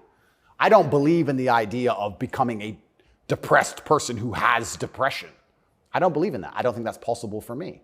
So if I don't believe in it, how can it happen? I don't believe in depression. So why would I not adopt the mindset that makes me the most capable predator I can possibly be? Why not adopt the mindset that makes me as competent and as fearsome as possible? If you have to install software in your own mind, why would I not install software that makes me capable of not only driving a Bugatti and flying on private jets, but sitting in a Romanian dungeon covered in cockroaches? I need to be able to do all of it. So why would I believe in something that made me incapable? I don't believe in depression because I think that even the belief in and of itself, when you feel depressed, you'll start to consider, maybe I have depression. Then you go see a psychiatrist who tells you you have depression. Then they want you on pills. It's the belief that goes down the spiral. If I feel sad, I go, I'm depressed today, I'll be fine tomorrow. So why, I suspect you're right, or what you're saying is pointing toward truth. That's my personal view. But even if I disagreed with you, I disagree with you. Why is that so offensive, what you just said? Well, that's what's interesting, because when I said depression wasn't real, the number of people who would attack me defending depression, this is what I didn't understand. Right. You say depression isn't real, but depression's ruined my life, and it's super real, and it ruined my life, and I lost my marriage. I'm like, if I told you it wasn't real, you should be coming to me saying, tell me how it's not real. Please help me with my depression. Why are you trying to convince me that it's real? Why are you sticking up for it? And why are you defending depression? And why would I adopt the thinking of someone who's sad? Why would you're going to convince me to take your worldview. You just told me your wife left you, you're fat, and you want to kill yourself. And you want me to sit here and go, with my perfect life, and go, you know what, I want to think like this guy. You're out your mind. I don't believe in it. And because I don't believe in it, it's made me the kind of person who can't become depressed. And the reason they don't like me attacking that is because depression is a fantastic way to subdue a population, right? If everybody's depressed, it's hard to have a revolution. You're depressed. Oh, they've locked us all in our houses. I don't want to go outside anyway. I'm sad, right? So depression's a fantastic tool of population control. They have no problem with you being depressed.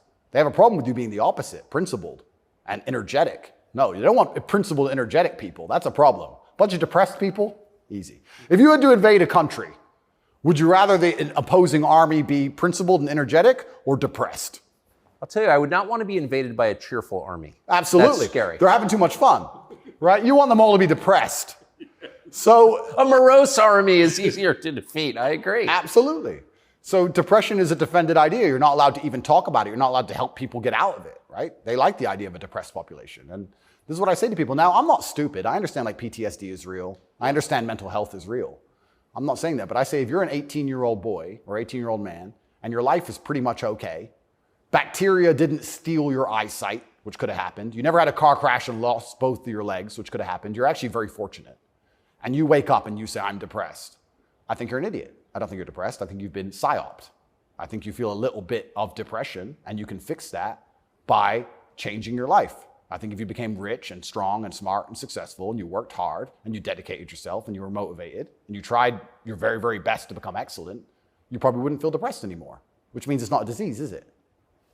So why would you, the only reason you're even saying you have depression is because you believe in it. So you're arguing for cause and effect. You're saying if you live a certain way, you're going to feel a certain way. Absolutely. And I also would argue that I think we've evolutionarily, even though I do believe in God, I think that we've designed ourselves and the human has grown into a way where if you feel depressed or sad, I think that's a fantastic trigger or a warning signal to do something. If you were to say to me, Andrew, you have to complete this monumental task. You have to conquer the world. I would say, okay, but I need a emotional motivation to do that. I need to be unhappy having not completed the task. I need to be uncomfortable, right? If you're uncomfortable being out of shape, you'll get in shape. If you're happy being out of shape, then you're just going to stay out of shape, right? So if you feel a degree of uncomfortableness inside of your mind, I think it's just your mind telling you that something about your life needs to change. Yes. You need to get up and change something. Guys would say to me, I'm depressed because I'm fat and I have no girlfriend. And I'd say, no, you have no girlfriend and you're fat and that's why you're depressed. If you go change those two things, you'd probably be surprised that your disease goes away. I had another guy say he was going to kill himself. I said, listen, it's back when I used to reply to my emails when I was smaller. I said, make me a promise, get a six-pack first. Of beer? I said, get a six-pack first, get in fantastic shape, and then do whatever you want. Didn't want to kill himself once he was in fantastic shape. So he did it? Yeah. I have the before and after. I'll put him on Twitter. Kind of interesting that, isn't it? So how are we going to say we have this disease, which is cause and effect? How are we going to say we have this disease where there's something wrong with you as a man, you have a disease because your life sucks? I don't think that's true. I think that your life just sucks and you should change it. And another thing I also preach, and this is another thing that's very important, I also think as a man, because life as a man is pain and suffering, and when I say that, because you're never going to be a good man or good at being a man without pain and suffering. You're going to have to go through a bunch of shit and have a terrible life to become a good man. I think you should embrace that and accept it. And I think that the correct mental model for men to have is a degree of stoicism and not to be too concerned with even how they feel. If I woke up today happy, I would have done this interview with you. If I woke up today sad, I would have done this interview with you. What's the difference? Why put so much importance on my emotion if certain things must be done? I must work, I must train, I must see Tucker Carlson, I must resist the Matrix. You've got duties. I've got things to do. So why are we going to sit around and talk about how I feel if it doesn't even affect how I act? And as a man, it shouldn't, because there's too much to do. And the masculine world is hyper-competitive. This is another thing most people don't understand. Totally agree. It's hyper-competitive out here. All the women want a few men at the top. The Ferrari, you don't want a Ferrari to drive fast. You want a Ferrari because other men want a Ferrari and can't have one. It's hyper-competitive. So if you're competing against every other man for every dollar you make, every girl you see, the house you live in, the car you drive, the life you live, you're not going to be able to compete with the person who performs regardless of how they feel if you only compete when you feel like competing. Right? Because there's men like me out there who will be sad every day and outcompete you regardless. I don't care how I feel. I will still win. And that's the kind of mindset you need to adopt. So when a man comes... You've got a job to do. Stop whining. Go to work. Completely. Yeah, I agree. Completely. Yes. So when men say, but I feel sad. Who cares? The world doesn't care. All the men who are out here to destroy you and take your girl don't care. So why do you care? Like the person who should care least is you. You're the only person who wakes up every day who should have a genuine vested interest in improving your life. Nobody else wakes up and wants to improve your life, only you. So if nobody else cares about how you feel, why do you care? So my argument also for depression is, you're depressed, fine. Have you trained today? Well, that doesn't change what you should do with your life, depressed or not. And I don't say this because I'm an eternally happy person. I say this because I've experienced all ranges of human emotion. I was in a Romanian jail cell with cockroaches crawling all over me as I slept. I never missed a day of training. I wouldn't say I was particularly happy, but push-ups must be done. So they got done. You're very close to your brother. Correct. And you were locked away for part of that with him. And did you have fun at all with him? Yes. I do think there's something inside of men, whereas if you're with your boys or you're with your group of men, there's something inside of us. Totally. And it allows you to make the absolute best of the worst situations. Maybe that's an evolution from war. All the men went to war and you saw all this pain and suffering and you saw heads, people decapitated and you're injured, but then you sit around the campfire and you're laughing. You're laughing. That's right. It's something inside of us. It's like a coping mechanism when you're around men. So when me and him were together, no matter how bad the scenario or no matter what they tried to do to us, part of us would just look at each other like, cigarette? And you find joy in that. And yeah, there's definitely, and that's another thing I think a lot of men are lacking. A lot of men are missing is a masculine support network. I think buddies. Yeah. You know, you talk to a guy and say, what was the highlight of your life? What was the best time of your life? And they'll say, college football. It's not about the football. It's about the team. Yeah. You know? And I think a lot of that's destroyed as well. Because also it's interesting how everything interconnects. When you destroy honor and principle and the masculine essence inside of men, well, now as a man, it's very hard to have friends. I wouldn't want to have a male friend who had no principles, no honors, and didn't work hard and was always crying about being sad. What do I want to hang around with him for? He's a loser, right? So then your support network's destroyed. And I think that men have always needed that since the dawn of time, and I think that's gone. But they don't have friends. Men, especially middle-aged men, have no friends. Absolutely, because they've been told that to give them all away and do as the wife says, and then she left him. No wonder he wants to kill himself, wouldn't you? No wonder he's depressed. It just sounds like the worst existence ever. And now we're living in a world now, especially, where everything is hyper-competitive, especially the sexual marketplace. Like if you're a 52-year-old, overweight, average income, no fame dude, and you have to find a girl, it's going to be pretty difficult to find a good one. It's going to be very hard. So we're like, of course he's lonely. Yeah. And his kids don't respect him. They're busy. Like, of course he's sad. Like, it's actually heartbreaking to discuss. It is heartbreaking. It's heartbreaking. But then how do you prevent that happening? Well, then you need to be a man of honor and principle and make sure that you keep your support networks and make sure that your woman does respect you. And a woman's going to respect you when she sees other men respect you. Yes. And they're only going to respect you if you respect yourself. But to respect yourself, you have to be the kind of person who says no. What do you think of porn? There's been some statistics, there's been some studies done. Most men or less men are having sex than ever before. I've seen that. Yeah, and what is that? Well, that's an extension of the fact that masculine virtue is being destroyed. That's the thing that's interesting about all these things. They psyop, especially men, they say, listen, women want a feminist man. Women want a man with no moral principle who would make sure that there's a conversation about who should fight the burglar when your house is broken into, because equal opportunities, equal rights, of course. Don't presume just because you're a man that you should defend her physically. Of course not. That makes you a bigot and a misogynist. So they convince men to adopt these virtues in ways. And of course, women, by and large, dislike them for it. So now as masculinity is plummeted, a whole bunch of men are simply not having sex anymore. And then they become addicted to porn, which is cucking, effectively. I mean, two people are having sex and you're just watching it. and it's become Good point. I mean, and it's become a pandemic, right? So men are replacing genuine sexual relationships with just the computer screen and porn. And it's becoming a very, very big problem. And that's also exasperated by the fact that I think the sexual marketplace has become globalized. This is the thing I say to young men. A lot of men come to me with problems, and my only answer to them is masculine excellence. I say that in the world we live in today, being a normal man or below normal is going to be terrible. You have to be an exceptional man because the sexual marketplace, especially, even if you just want to find a wife, is globalized. If you, in 1955, if you met the hot girl in the Nebraskan town, she was the hot girl in the Nebraskan town. If you meet her today, she's being offered to go to Courchevel and go skiing in France, and she's being offered to fly to Dubai. And there's millionaires who can just fly her anywhere and give her anything she wants. And who are you? Right? It's getting harder and harder as a man to even find the most basic human function of reproduction. Even to just find a woman you can reproduce with, it's becoming more and more difficult. You also couple that with the fact that they've destroyed morality in women also. So when you destroy the morality in men and you destroy how a man should act, and then you destroy how a woman should act, you're both going in the opposite direction. Most women out there are very happy to share a man who's just rich and famous, and they don't care. It's right. So if you're the normal guy, there's this rich famous guy with 30 girls. That's 29 dudes who are lonely, and they end up watching porn. And if you have a porn addiction or you have a problem with porn, you have a problem with yourself, because I guarantee if you were the kind of man you're supposed to be, you would have no time for that, and you wouldn't need it. I can confirm that's absolutely and utterly the case. Yeah. So the fact you even need porn shows there's a problem with you as a man, because if you were the kind of man you could be, and I genuinely believe that any man can become anything, then you'd have unlimited sexual options and you would have no interest in that. And I do want to make this clear to the world, because there's a bit of a misconception about my story. My father was in the military, and then he left to become a professional chess player. He was a traveling chess player. You don't make money with that.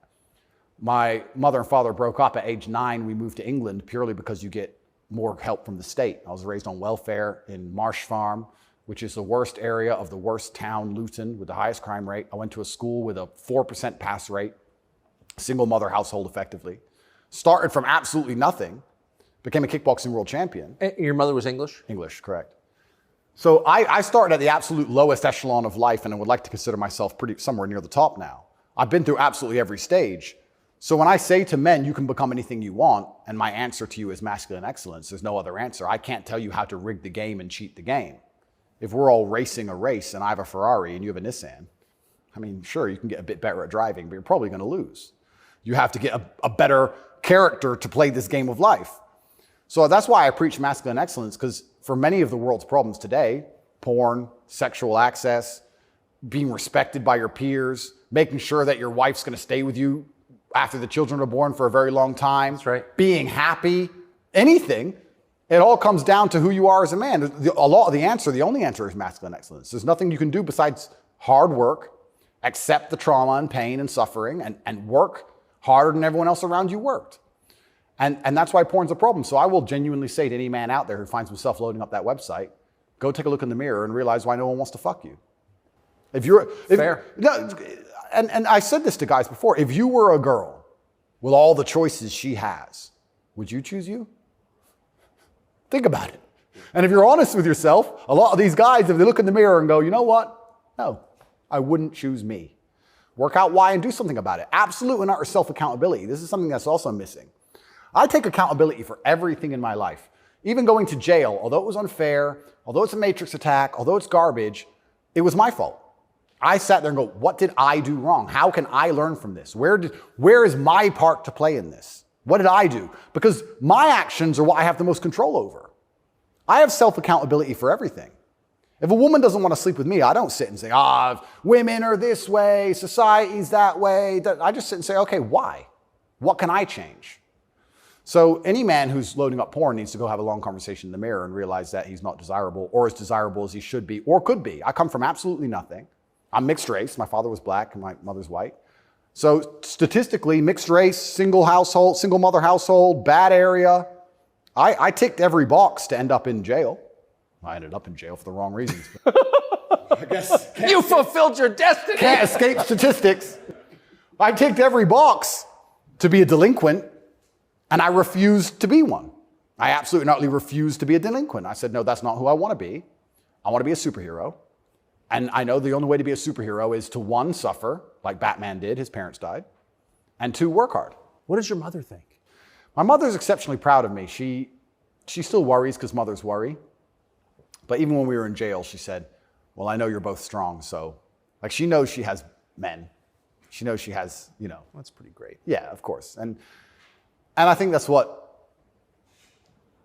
I believe especially also, I think a man has a duty to his last name. I think we carry the last name. We have a duty to our last name. I am a Tate. I am my father's son.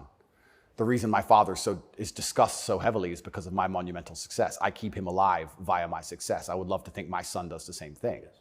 They will talk about my son in a way where they're so interested in his life path that I must be discussed by extension, and then I live forever. So I have a duty to Tate. I have a duty to my last name. I must perform. And this is what I said to my mother on the phone. I'm a Tate. It's fine. Oh, but the conditions are bad. Yeah. That's life. And even as a man today, you're waking up, you want to load up a porn website, you should have respect for your last name, and you should sit and say, is this who I am? Is this what I do? A lot of this comes down to the things we discussed at the very beginning. Self-respect, honor, dignity. Well, you have no dignity? I have too much dignity for that shit. And a lot of these men have no dignity, no self-respect, and it's all an extension. It extends of why they're never going to be who they could be, and also what they do to cope with that. And yeah, porn is a coping mechanism. What do you think of women? I think women are some of the most powerful people on the planet, firstly. A lot of the conversations we're having, most people don't understand that women are the gatekeepers, and women are the ultimate judges. Women are the ultimate judges, especially of sexual access, right? So when I say that maybe 40% of the letters I got in jail were from women, just love letters. Perfume on them and kiss marks. And the traditional masculine role is still respected and loved by so many women. If you were to ask the average woman on the street who hasn't lost her mind, what she wants in a man. She would like to be financially provided for, physically protected. I love women. I think they are the most powerful and precious things on the planet. They give life. But I believe that when you love a woman, you should want to protect her and provide for her and take care of her. I don't believe you love a woman by wanting to do everything she says and cucking to her. I don't believe that because I love women, I should have no standards on what I expect in a woman. I don't think loving women is sitting there going, a woman can do whatever she wants to me and I put up with it. I don't think that's loving women at all. I think loving women is saying, I'm going to be the best man I can be. And the only way I'm going to be a good man is with a degree of standard. And I'm going to be the best man I can be for you. And when I say these things, I get attacked for being a misogynist. Because Well, how is that? I think misogynist means someone who hates women. Correct, because I have conversations with women who are, let's say I've done some podcasts with women who are very promiscuous. And I've explained to them that since the dawn of human time, in every single society across the planet, promiscuity in females has been frowned upon. Yes, that's true. It hasn't been frowned upon in men, but it has been in women.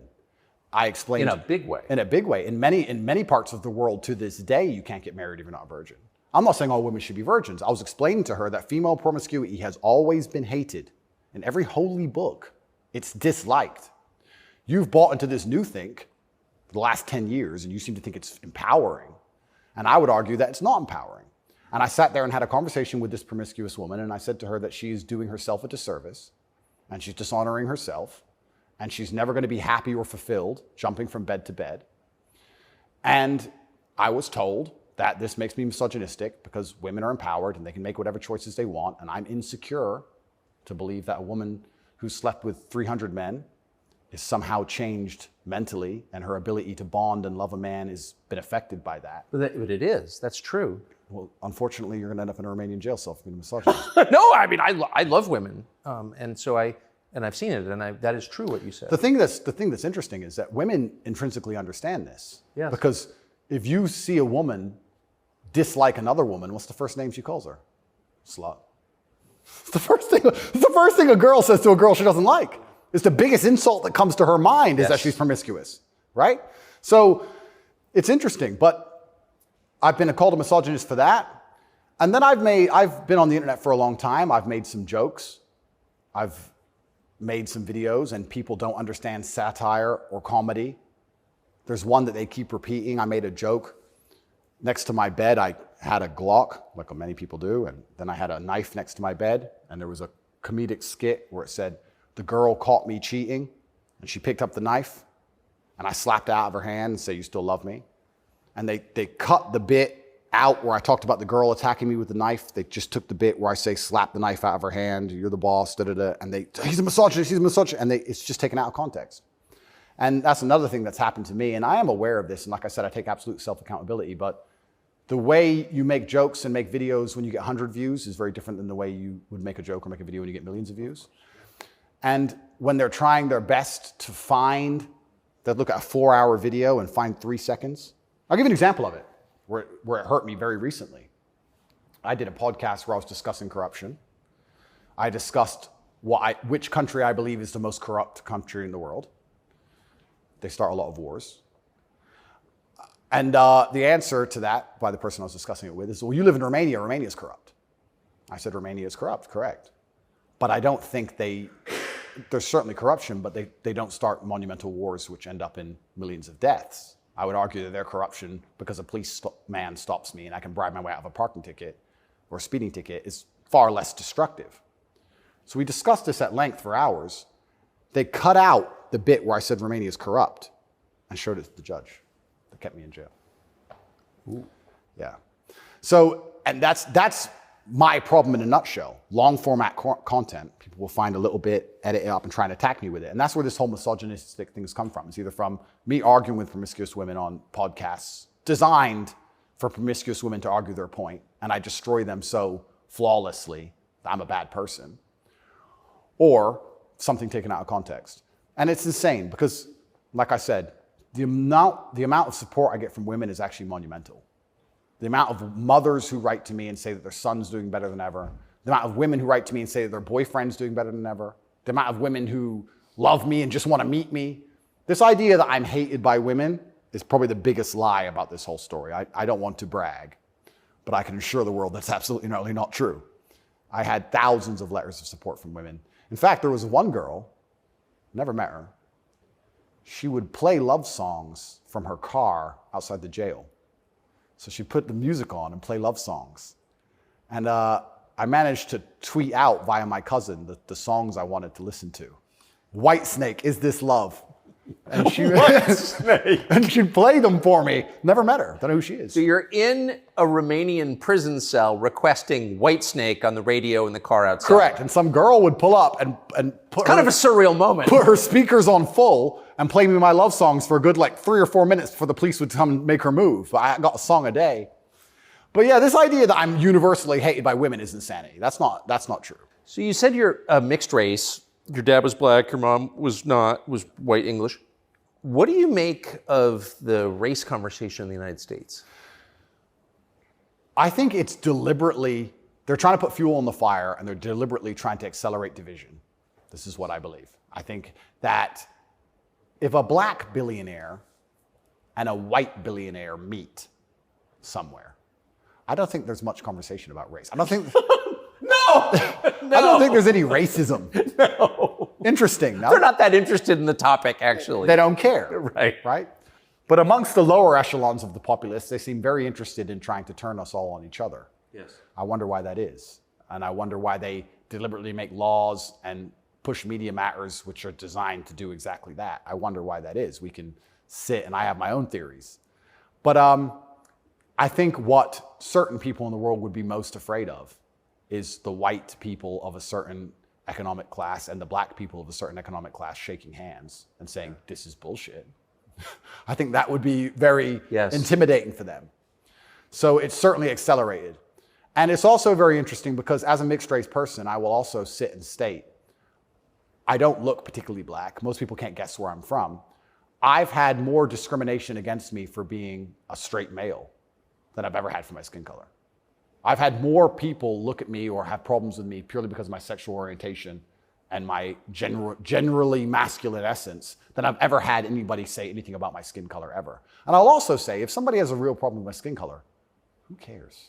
If someone's that ignorant, who gives a shit? It's also, I do find it amazing they manage to psyop people into being so brutally offended by it. If someone were to come up to me and say, you're not white, I'd say, correct. Have a nice day. Who cares? It's amazing how they've got everyone wrapped up in this. But yeah, it's certainly accelerated. Another thing that's very interesting about it, especially in America, a lot of Americans are insulated to, I feel like, world history. Yeah, I've noticed. You know, they're like, oh, slavery, slavery, slavery. Slavery was everywhere. Every country had slaves. Arabs had slaves, Chinese had slaves, Aztecs had slaves. Everybody had slaves. The American Indians had slaves. Everybody did. A lot of slaves. Correct. And they're like, oh, we've been enslaved. Everyone was enslaved. Unfortunately, the world wasn't such a nice place, right? And there's been ethnic divisions in every single country on earth since the dawn of time. There still is in many countries in the world today. They believe this is a uniquely American issue. And I would strongly argue that, one, it's completely and utterly not. And two, I think that if you are black, white, Asian, I think if you stand up, self-respect, work hard, try your best, turn up on time, firm handshake, don't make excuses for anything, don't look for an easy way out, no matter what your skin color is, in America or England or any other Western nation, I think you can be extremely successful. I don't think anything's stopping you. That's not the message you get from, say, Kamala Harris, who's also mixed race. Her dad was Jamaican, her mom was Indian. Yeah. But race is really at the center of her identity and her politics. What do you make of, say, Kamala Harris? Well, let's look at why they purport the idea that depression is so powerful and that you can just catch it from the sky and now you're permanently depressed no matter what happens to you and there's nothing you can do about it and you can't improve your life and you can't be a better person, right? It's that self-limiting belief. I think by also pushing this racism argument, it's also very much the same thing. I think if you adopt that mindset, if you wake up and you're a particular color, you're purple, and you believe purple people can't make it, what's your chance of making it? Zero. Yeah. Right? So that's what's so destructive about it.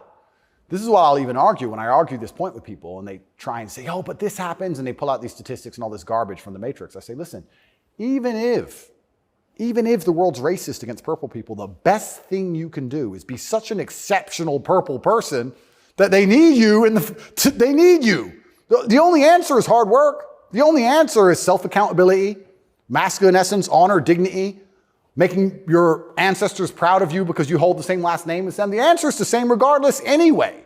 But when people like Kamala are pushing this racism agenda, they're trying to say to people effectively, you'll never be anything. And you don't stand a chance of ever being anything. And I think that that makes people who aren't anything feel a little bit better about themselves. It's cope. And that's the only fans she has left, are losers who she's told it's okay to be a loser because there's no way you could have not been a loser. And I will argue you could have been something a lot more than that. And you shouldn't listen to anybody who tells you you're not going to be a loser. If someone were to come to me and say, Andrew, you're mixed race, you're from a single mother household, you're never going to be rich. I'll say, watch me. I don't believe you. I don't believe you. Who are you? So everything she's saying is one, wrong. Two, it's destructive to believe in. Three, I think it's her last hope at having any kind of fan at all because she's largely incompetent. I don't think I've ever heard her put a compendious, coherent sentence together. And perhaps also, maybe that's the reason why she leans so heavily on race, because she's not impressive or competent. So she can say, oh, but I'm this color and I did it, instead of actually talking about how good of a job she's doing. Because if you have to discuss that part of her career or that part of her current life path, I think she'd be in a lot of trouble. I want to show you video of Joe Biden's challenger for the Democratic primary, Robert F. Kennedy Jr.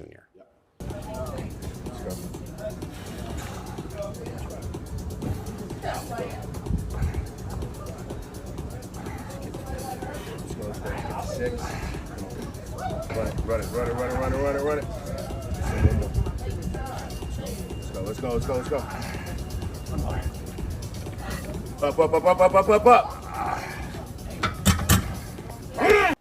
What do you think of him? I think a strong body is a strong mind. I don't think there's anything wrong with a man exercising up until the age he dies. Why wouldn't he? I think that the bottom line of masculinity since the dawn of human time has been a propensity and a capability for violence. I think that's what makes a man a man. I don't see any possible negative connotation with being in good physical shape. I think that's a fantastic way to show discipline, which is very important in any man who's important, especially a world leader. In fact, I love the idea of an elected world leader being in fantastic physical shape. I think it shows that they're a motivated, disciplined person, and I have a lot of respect for him for that. And I think that in the military, we make it mandatory, right, to be in fantastic physical condition. Yes. So why wouldn't we have it mandatory for people who are in charge of the entire world? I think it's fantastic. The President of the United States seems to be failing physically. As you look back at the country whose passport you hold, at the president, what's your reaction? Well, sometimes, and it's not very often, I consider myself ignorant, but I feel like there must be some magic I missed, because wasn't he the most voted for president in history? Oh yeah, billions of votes. Yeah, there must be some magic I just can't detect, Tucker. I don't want to. More than Barack Obama, 81 million votes. It's insane. And I mean, Barack, yeah, sure, he was very intelligent, articulate. Yep. He was concise and compendious with his ideas. He could make you understand how he thinks. Yes. But Joe must be better in some way. I can't seem to see how, and I guess the fault is with me. I don't know what to say about that one. It's one of those lies that's so ridiculous that you're just like, okay. He got more votes than Barack Obama. Shut up, he did. Shut up. Excuse me. I want to get your take. This is sort of small ball, but it I think tells you something about a larger trend in the United States. This is a state senator from the state of Wisconsin in a public hearing recently saying, in a discussion on a crime bill, fuck the suburbs. Here she is. Fuck the suburbs. Because they don't know a goddamn thing about how life is in the city. What is that? There's a hostility there. Where does that come from? That comes from being a perpetual victim. That comes from being told that everything that's happening to her is not her fault and she has no self-accountability. Even though she's managed to become a senator, somehow she's still oppressed. And that means that everyone else who looks like her is also completely and utterly oppressed. And anybody who has a slightly better life in any way is, by extension, a bad person because they weren't oppressed. Yes. And that's where the hate comes from. The division's put there by these mindsets which are being purported by the people in charge of the world convincing you that you have no control at all over your own life. And that's why she's so resentful towards people who have done well in life, not even as well as her. Right. I would also argue, perhaps I'm incorrect, that she probably lives in a suburb. Of course she does. So she's a hypocrite on top of that. Yeah. But hypocrites are, the fantastic thing about being a hypocrite is if you're a hypocrite with a little bit of power or influence, you're allowed to be a hypocrite because you're spreading information on the larger problem. In fact, this is actually interesting. One of my funnest things, I'm going to announce this here on your show for everyone to know, this is a world exclusive. I want to become a climate change activist. Because when I was younger, people would say, what do you want to be when you grow up? Do you want to be a fireman? Do you want to be Batman, et cetera? And I wasn't sure what would really make me happy. But now I'm ultra wealthy and I fly around on private jets all the time. I think that now is the time for me to become one of those hypocritical climate change activists. 100%. It's going to be super fun. Well, as your carbon footprint grows, your concern about carbon footprints grows. Absolutely. Eat the bugs. Sell your car. How dare you eat meat? On my jet, of course, I have meat, but I'm allowed to be a hypocrite because I'm spreading awareness for the overall problem. It's for the greater good. It's for the greater good. I have to get to the climate change activist meetings. So, which happened to be in Switzerland, I noticed. Of course. So, although I'm flying on, well, before this arrest. They're never in New Jersey. Never. So before this arrest, I was on about 3 or 4 jets a week. But every single time I was flying on my private plane, I was extremely concerned about the carbon footprint. Of course you were. And so I am now a climate change activist. I just want to let the whole world know. Because once you get to a certain level of power of influence, you're absolutely not really allowed to be a complete hypocrite. So you're allowed to live in the suburb and then tell everyone, fuck the suburbs, and pretend that you're oppressed when you're a senator of the most powerful nation on the planet. Because it's a logic fail on every level. So one of the human activities has got to produce the greatest carbon footprint is, I would think, war, right? I would think so. Diesel-powered machines, munitions going off. So I was a little bit surprised to see Greta Thunberg with Zelensky this morning. What's interesting to me is this. Firstly, I would never kill myself. Secondly, imagine these people are so detached from reality. Imagine going, you know what we need to do? Brainwave. We need to drum up support for this garbage. Let's take the most loved woman, Greta, and the most loved man, Zelensky, and let's make them meet. Think about the PR. Let's bring a camera. And imagine people sitting around a table going, that's great. That's going to really make people support this. Who gives a fuck? I don't want to swear. I'm sorry, but some young girl turns up to a war zone who has nothing. Why is she there? What are they going to talk about? I don't know. But what's their conversation? I think she only yells. I don't think she does talk. I don't understand. Is she going to talk about how the childhood has been stolen from all those million Ukrainian men who've been blown to pieces? Like she talks about childhood being stolen because we drive, cars? I don't think she is. I don't think she's going to mention that. No. Is it just a big PR opportunity? Like what PR team came up with this concoction and thought, this'll keep them on side? It's mind-bending to me who even thought this was a good idea. It's crazy. But of course somebody did. Somebody thought it was a fantastic idea. Have you ever met Greta Thunberg? No, but me and her have had some internet arguments. I think you went to prison for it, right? Yeah, correct. Which is amazing because I'm a climate change activist. So I'm on her team. I was in Sweden during COVID. So we could have met. She didn't want to hang out with me, unfortunately. And then now I'm flying around on my jet everywhere, spreading news about climate change. Same thing. Like in my Bugatti, obviously it's got a big engine. I make sure to talk about climate change out the window as I drive. But I'm on her side. She doesn't seem to be very You yell at the serfs as you pass about climate change? Yeah, don't eat meat. Eat the bugs. What's wrong with you people? You don't care about the earth? Like, if you don't start caring about climate change, all those politicians with beachfront property are going to lose their houses. Yes. And they're very concerned about climate change, which is why they bought their houses on the beachfront, so they can be the first to let you know it's coming. The early warning system, right? They're very concerned. That's why they want to be right there on the beach. Quite honorable if you think about it. Kind of on the front lines of the climate crisis. Absolutely. Lead from the front. So good. But one more point about this. Sorry to go on and on. No, I love it. But when I say these things, people, you don't care about the environment. And I try and explain to them, I love nature. You love hunting, fishing, you love nature. I love nature. Passionately. The problem with all of these things is not that I don't like nature. The problem is that nearly any issue which appears to be virtuous on the planet today is Trojan horsed with garbage. That's the problem. I have no problem with fixing or maintaining or preserving nature.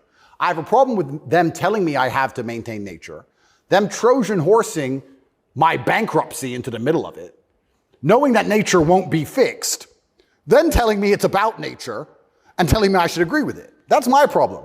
There's nothing left on the planet, no issue, which isn't Trojan horsed with absolute garbage. Yes. And if you're going to sit there and tell me that I need to give more money to the government to stop the sun from being hot, I'm going to argue with you that I'd rather keep my money. Thank you very much. Yes. So this is the problem with all these issues. It's nearly anything. When I argue against them, people are like, you don't care about the issue. I do. But you're not smart enough to understand that the legislation around this issue is so large, it hasn't even been read by most of the people voting for it. Yeah. And there's something in the middle of it which is going to damage every single person's life, which has nothing at all to do with the issue itself. And most people don't understand that. They co-opt people's best instincts, their love of nature, which is a virtue, of course. Yep. Their love of their neighbors during COVID. Don't you care about your neighbors? Oh, Well, completely. of course you do. And your grandparents? I revere my grandparents. Of course. And you're a bad person if you resist. I was a terrible person for going to Sweden. You're a very bad person. You don't care about anyone else.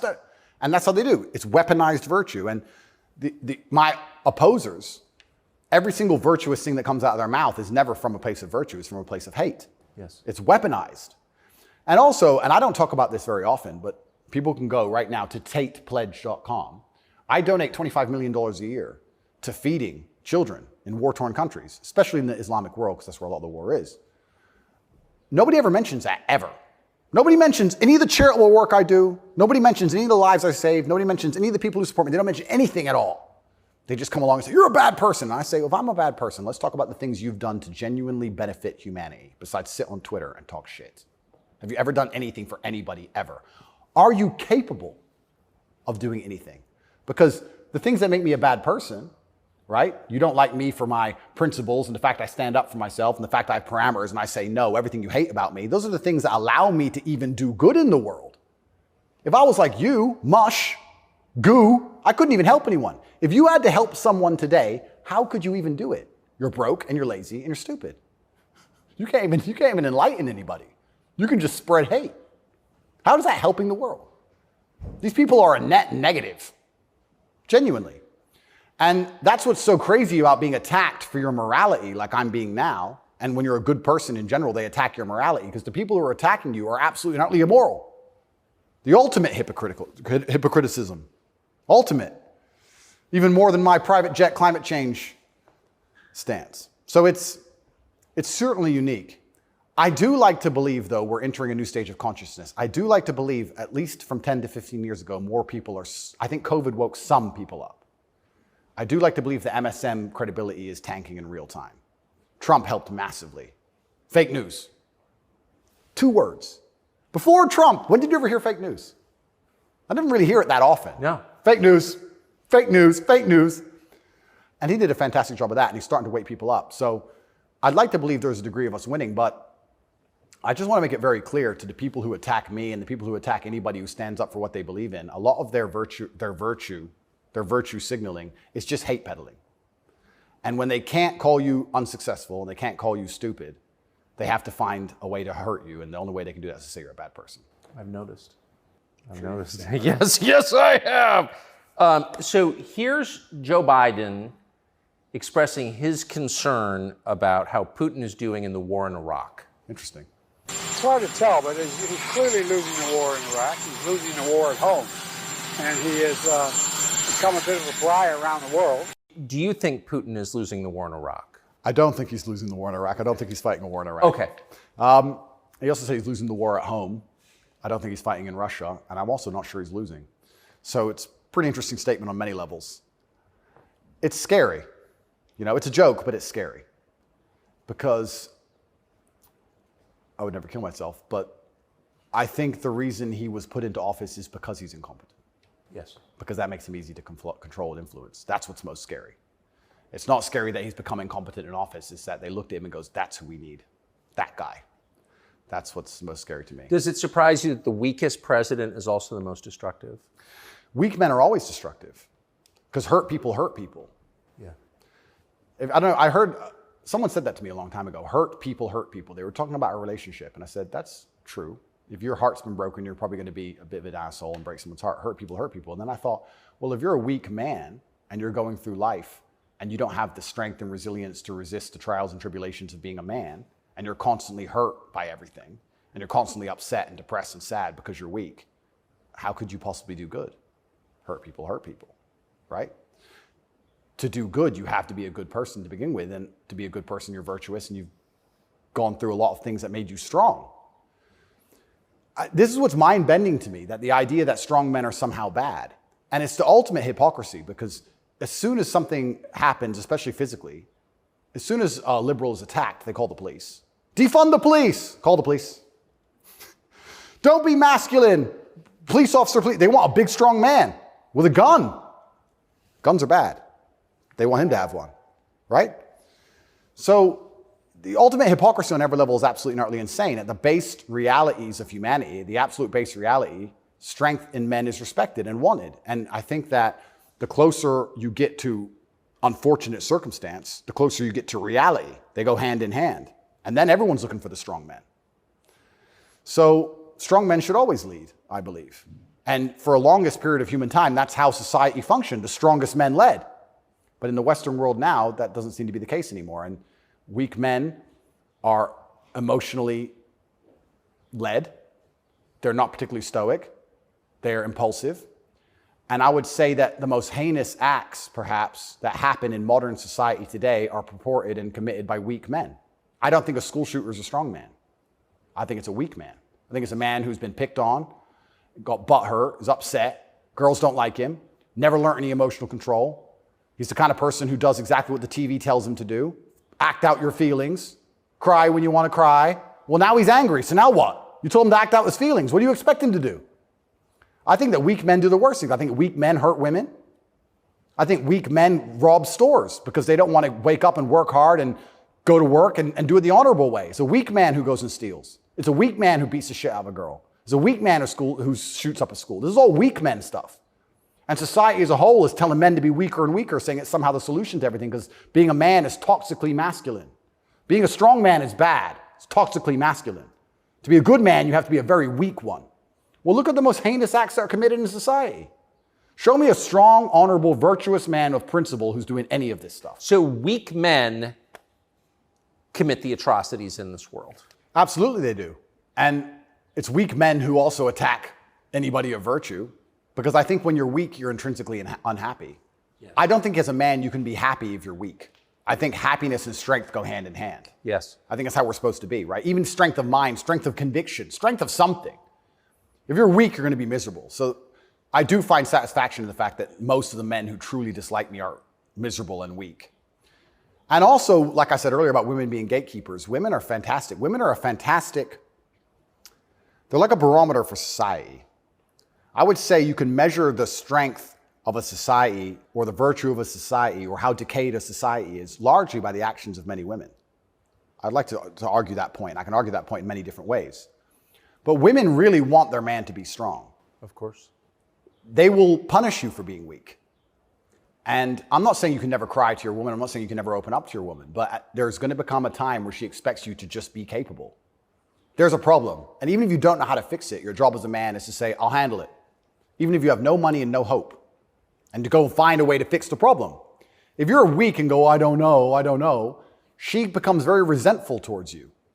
And she'll punish you for that weakness. And I think what she's trying to do on an evolutionary standard is inspire you to man up, because it's your job to protect her, isn't it? Of course.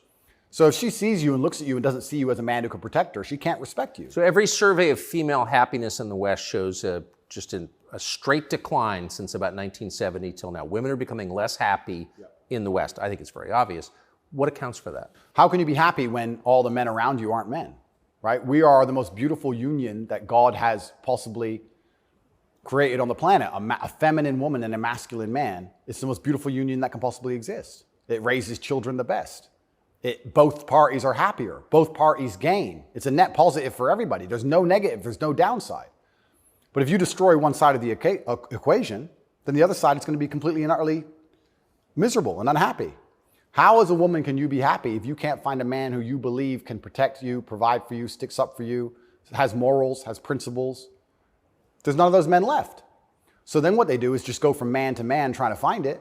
And by the time they've been through enough men to maybe find someone semi-close to it, they've been through too many men to ever be happy. And then you have the absolute destruction of Western society. We talk about why men don't get married anymore. I can tell you why I wouldn't want to get married in America. I don't see the point in being married to a woman who's had so many partners before me that she can't properly pair bond with me, and then giving her the opportunity to financially destroy me. I think that would be a bad chess move. And I do believe in marriage. I think society would be better if everyone was married. I'm saying that if you're living in an immoral society, being a moral person, if you're not careful about it, you can get wrecked. If the game is rigged, you have to be very careful if you play it. So how do we encourage men to get married? Well, they need to be worth marrying, but so do the women, right? So everything's decaying on both sides. Everything's spiraling. One of the reasons I also got called misogynistic, and I'll say it here, I argue the point that for the longest period of human time, evolutionarily, women had to adopt and find a way to take the ethos of an opposing tribe perhaps quicker than a man could because of war. If the men would fight and a tribe lost and the women survived, they had to change how they thought to fit in with the new tribe to survive. Yeah, because they'd be carried off. Because they'd be carried off. Of course. Like the French women were sleeping with Nazis towards the end of it. Towards the end of Paris occupation, all the French women were sleeping with Nazis. When the Nazis got kicked out, the French women had all had their heads shaved because they got caught hanging around with German soldiers. The German soldiers killed their husband. 3 years later, they need to eat. So the German soldiers have a wage. He's handsome. It's amazing how quickly they can adapt. And that's for their own survival. That's fantastic. But then if you extrapolate out and you understand that to be true, then you also understand that women are more susceptible to programming to a degree. I got called misogynistic by saying that if you sit 100 men and 100 women down in front of propaganda, I believe that women are more likely to believe a lot of it. I think a lot of liberals are female. They're more emotional. And it's easier to convince them of something if you use an emotionally led argument, right? So if by extension you now have women who are emotionally led, who are being convinced and their logic is failing because they're being tricked with an emotionally led argument, and the man they're meeting has no principle and no honor, and he can't resist that, she's in charge of the house, well, now she's telling the man what to do, right? If I would have come home during COVID and my woman said, you need to wear a mask, I'd say, no, I don't. End of conversation. But if I was a simp, you need to wear a mask. Okay, baby. Don't. All right. So the women are also largely in charge of the psyop because the men are so desperate to get any kind of connection with a real person and avoid the porn screen. And then these women are being controlled by the mass media as a whole. I say this to, I have children. I don't talk about it often. But I say to the mothers of my children, I say, look, either we program their minds or society does. Who do you believe in? Everyone is being programmed by somebody and something. Me, you, everybody. We're all programmed by someone. To sit and think you're above programming is incorrect. What you have to do is sit and say, does the person who's programming genuinely have my best interests at heart? What do they want me to believe? Why do they want me to believe it? What happens if I believe what they want me to believe? Where does this lead? That's all we can do. We're all programmed. We're all the sum of the 5 people we spend the most time with. Right? So if you have women with no father, no strong masculine influence, who's programming them? The Kardashians and the news? The internet? Porn stars? What kind of woman's that going to be? And then if a man finally ends up with her and he has no backbone, what kind of man's he going to be? I don't want to comment on these things because I don't want to make personal enemies of people I don't know. Of course. There's a guy called Adam22. Once again, I have no idea who this man is. I just saw on Twitter yesterday that he was with a porn star who'd never done a male scene. They got married, and like a week after their marriage, she did her first male scene with some random dude. And he's on a podcast defending it. Did his wife have sex with somebody else? Correct. Why? Like, this is the level you can, but this is what the Matrix wants from you as a man. They want the woman in charge and the man below with no backbone, because if the woman's in charge, they can emotionally affect her. They can scare her. You can scare a woman easier than you can scare a man. A man. A real man's hard to scare. A woman you can make afraid of the vaccine, right? Be afraid, COVID, be scared. If she's in charge of the household, I would argue in nearly any household where the female was dominant, everyone's vaccinated. I would argue that point hard. Of course. Maybe I'm wrong, but I would argue it. I don't have the statistics. It's just logic to me. So Talk about women being unhappy. What's actually interesting about the female mind, once again, they're going to call me a misogynist, is that when you're an emotionally led person, you're more prone to chaos. It takes real stoicism to lead. So why are these women unhappy? Because no one's leading them. No fathers, no men of no backbone, no man they respect. So they're relying on society, which is promoting chaos, and their own mental state. Women will say all the time, oh, my period was coming up, so I was crazy. Like, they'll say that themselves. So without any kind of hard rock of emotional security, to give her a hug and say, don't worry, baby, calm down, it's okay. When you have no hard rock of emotional security and you leave her to her own devices, she's going to be to a degree chaotic. And you know who told me this? A woman said this to me. A woman said, most women are closer to a mental breakdown than you possibly believe, day by day. I was like, really? She goes, yeah, and that's what I love about my husband. He makes me feel happy and secure and safe. If I'm starting to have a problem, I know I go to him and he makes me feel safe. He's my rock. There's a woman said this to me a long time ago. Yes. So why are women miserable? Because where are they going to get their happiness from? Where are they going to get their emotional stability from? It's not their job. I don't believe it's a woman's job to be emotionally stable. It's a woman's job to do many other very important things that men can't do. More important. They're better than men at a lot of things, women are. But it's our job to be emotionally stable. Women are better than us at certain things. We're better at other things. And that's why as a team, we're so powerful. To sit and pretend we're all the same the whole way through, then why do we even need each other anymore? Well, I don't think we do. You're exactly it. And this is why we have birth rates declining, porn, women who are running around sharing one man with no intention of having children, marriage is gone.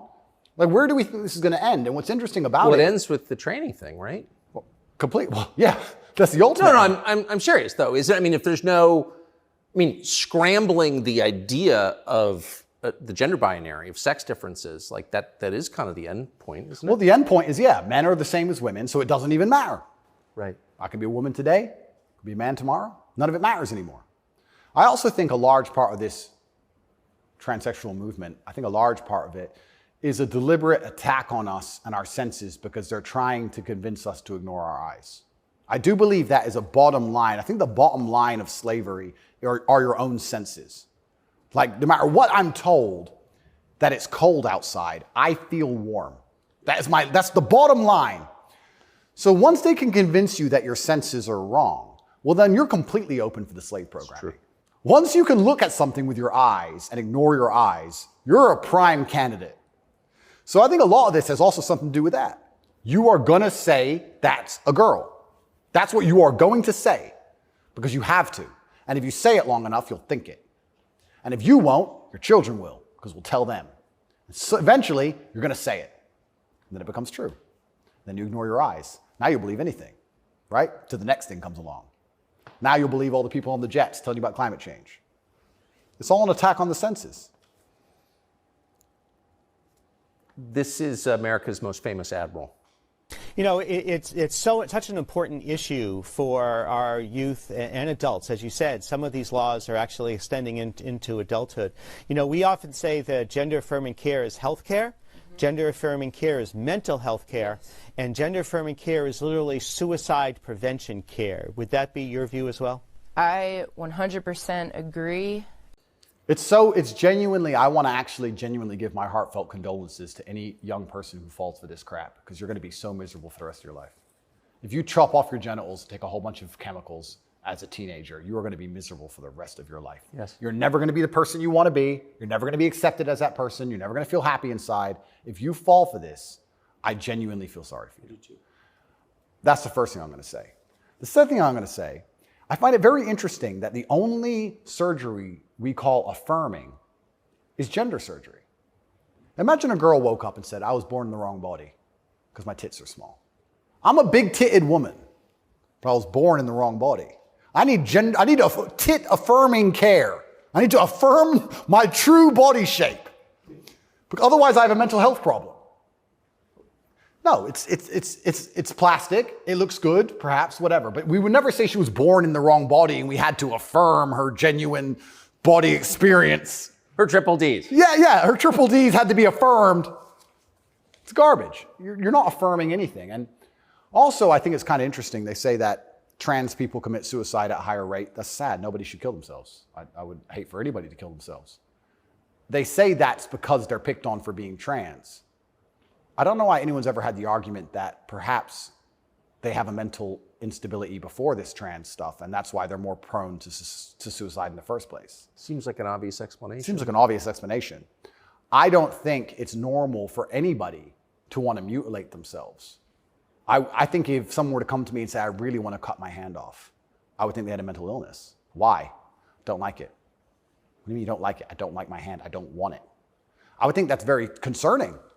So I really, truly feel sorry for any young people who fall for this. I don't blame them. I think it's a massive psyop. And I think if you fall for it, you're going to be miserable forever. And one more point I'll make on this whole thing I found very interesting. I'm a professional fighter, so I spent a lot of time in Thailand when I was fighting. Kickboxing's big over there. And I've always thought, no one's ever mentioned that Thailand has a bunch of ladyboys, right? But if you say to a ladyboy, are you a man or a woman? She goes, I'm a ladyboy. What's that? I'm a man, but I'm a ladyboy. They don't see themselves as women in the real sense of I am female. Right. They don't want to compete against women in sports. They don't want to pretend they can have kids. They don't talk about having periods. They're like, oh, I'm a ladyboy. It's like kind of like an in-between, it's got its own thing. India has the same. Yeah, it's fine.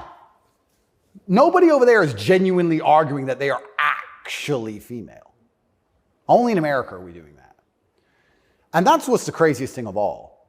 Even if you truly, truly believe you need to change gender, and you truly believe it's the right path for you, and you believe you're not being psyoped, and you believe you're going to be happy, and you believe you need to mutilate yourself, that's all fine. But then to come along with the hubris and arrogance to tell me that I have to pretend you're something you're not, yes, biologically. That's right. That's absolutely and utterly arrogant. You can't tell me what I have to call you, right? I'm allowed to come to my own conclusions and opinions. And the whole point of being a human is that we've gone through life long enough to identify patterns. Imagine humans didn't identify patterns. One person went and got ate by the lion. You watch it happen. Then you go for a turn. Like, no, you work out over time. Don't go near the lion, right? If I look at a person who's 6'4", muscularly built, right, with a big jaw and a beard, my brain and my life experience tells me that's quite often a man. That's very often it is. Very often. That's the conclusion I've come to. To come along and say, no, because I've decided to do X, Y, Z, you have to ignore all of the patterns you've identified throughout your entire life and everything you believe to be true. You have to throw away all the science and your entire worldview and everything about how you view the world. You have to eject that from your brain and call me what I want to be called is extremely arrogant. And if I went through the world and said everyone had to call me King Andrew, they'd tell me, shut up. Why? If they can get called whatever they want, I should be able to get called whatever I want. I want to be King Andrew, #1 savior of Earth, climate change activist.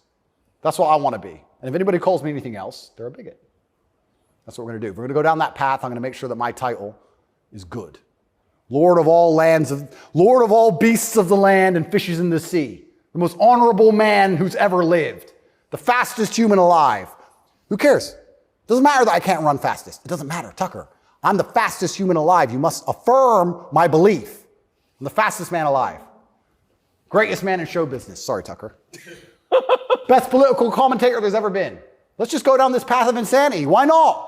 Walk around with stickers on our head. It'd be great. It'd be fun. The scariest thing about all this stuff is that the world is still polarized to a degree because there's certain places in the world which are too close to baseline reality for survival, for any of this garbage to fly. You think you can go to Tajikistan where people are trying to eat and talk to them about gender and all this garbage? They'll be like, listen, you're a man, this needs doing. Shut up, right? There's no time for any of that.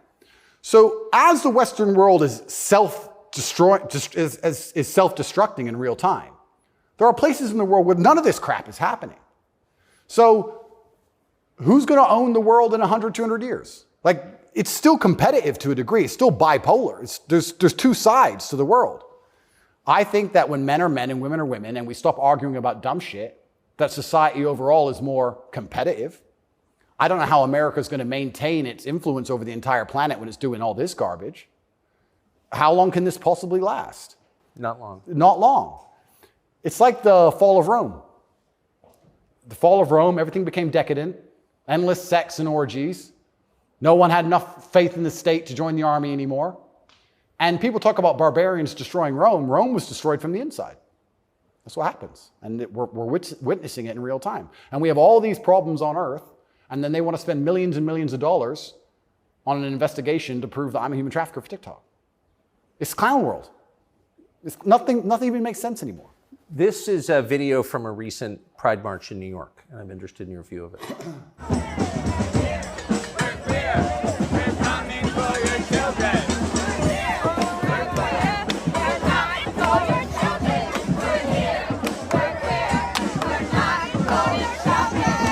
So I have a few points on this. The first point is that it is an unfortunate reality, and I'm not going to be called a bigot. I'm going to talk about the reality that the homosexual community cannot reproduce in and of themselves.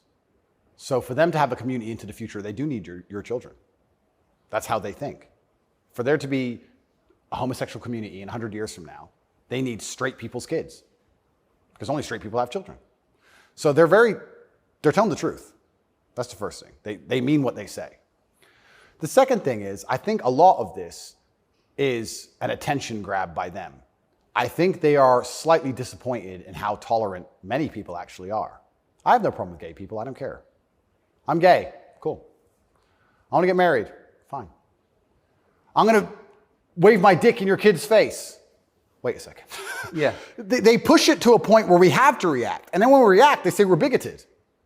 Children are innocent, and destruction of innocence is one of the most disgusting things on the face of the planet. It's terrible if a child is killed in a war. It's terrible if a child's mind is warped by any propaganda mechanism. They're innocent. What I don't understand is why, imagine heterosexual men walked around naked saying we're coming for the children. Well, someone gets shot. Absolutely. So why is it when For good reason. Completely. So as soon as there's this sexual orientation, they're completely protected. And I think that the whole point of having children as a whole is to instill them with your worldview. I know if I have children, I want them to be like me. We just talked about my last name and how I want them to honor me into post-death. Then I want them to be a representation of me, which means they should believe in my values and my creeds. Why is a group of people in New York walking around telling me what they're going to teach my kids and what my kids should believe? They're not your kids, they're my kids. Right. And that's what's so scary, because children are impressionable and children are raised by the state and the internet, effectively, which is why they want me off the internet.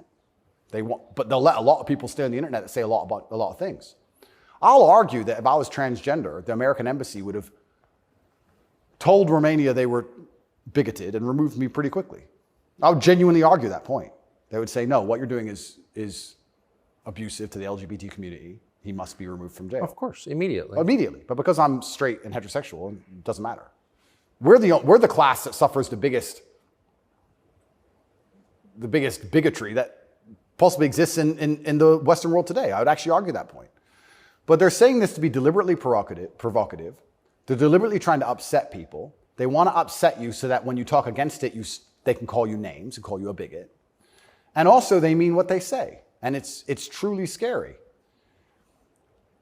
I'm obviously a Muslim. I'm Islamic.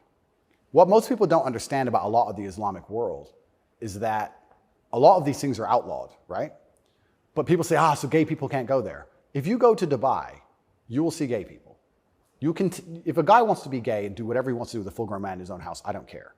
And you can tell. You might have a waiter's gay, whatever, etc.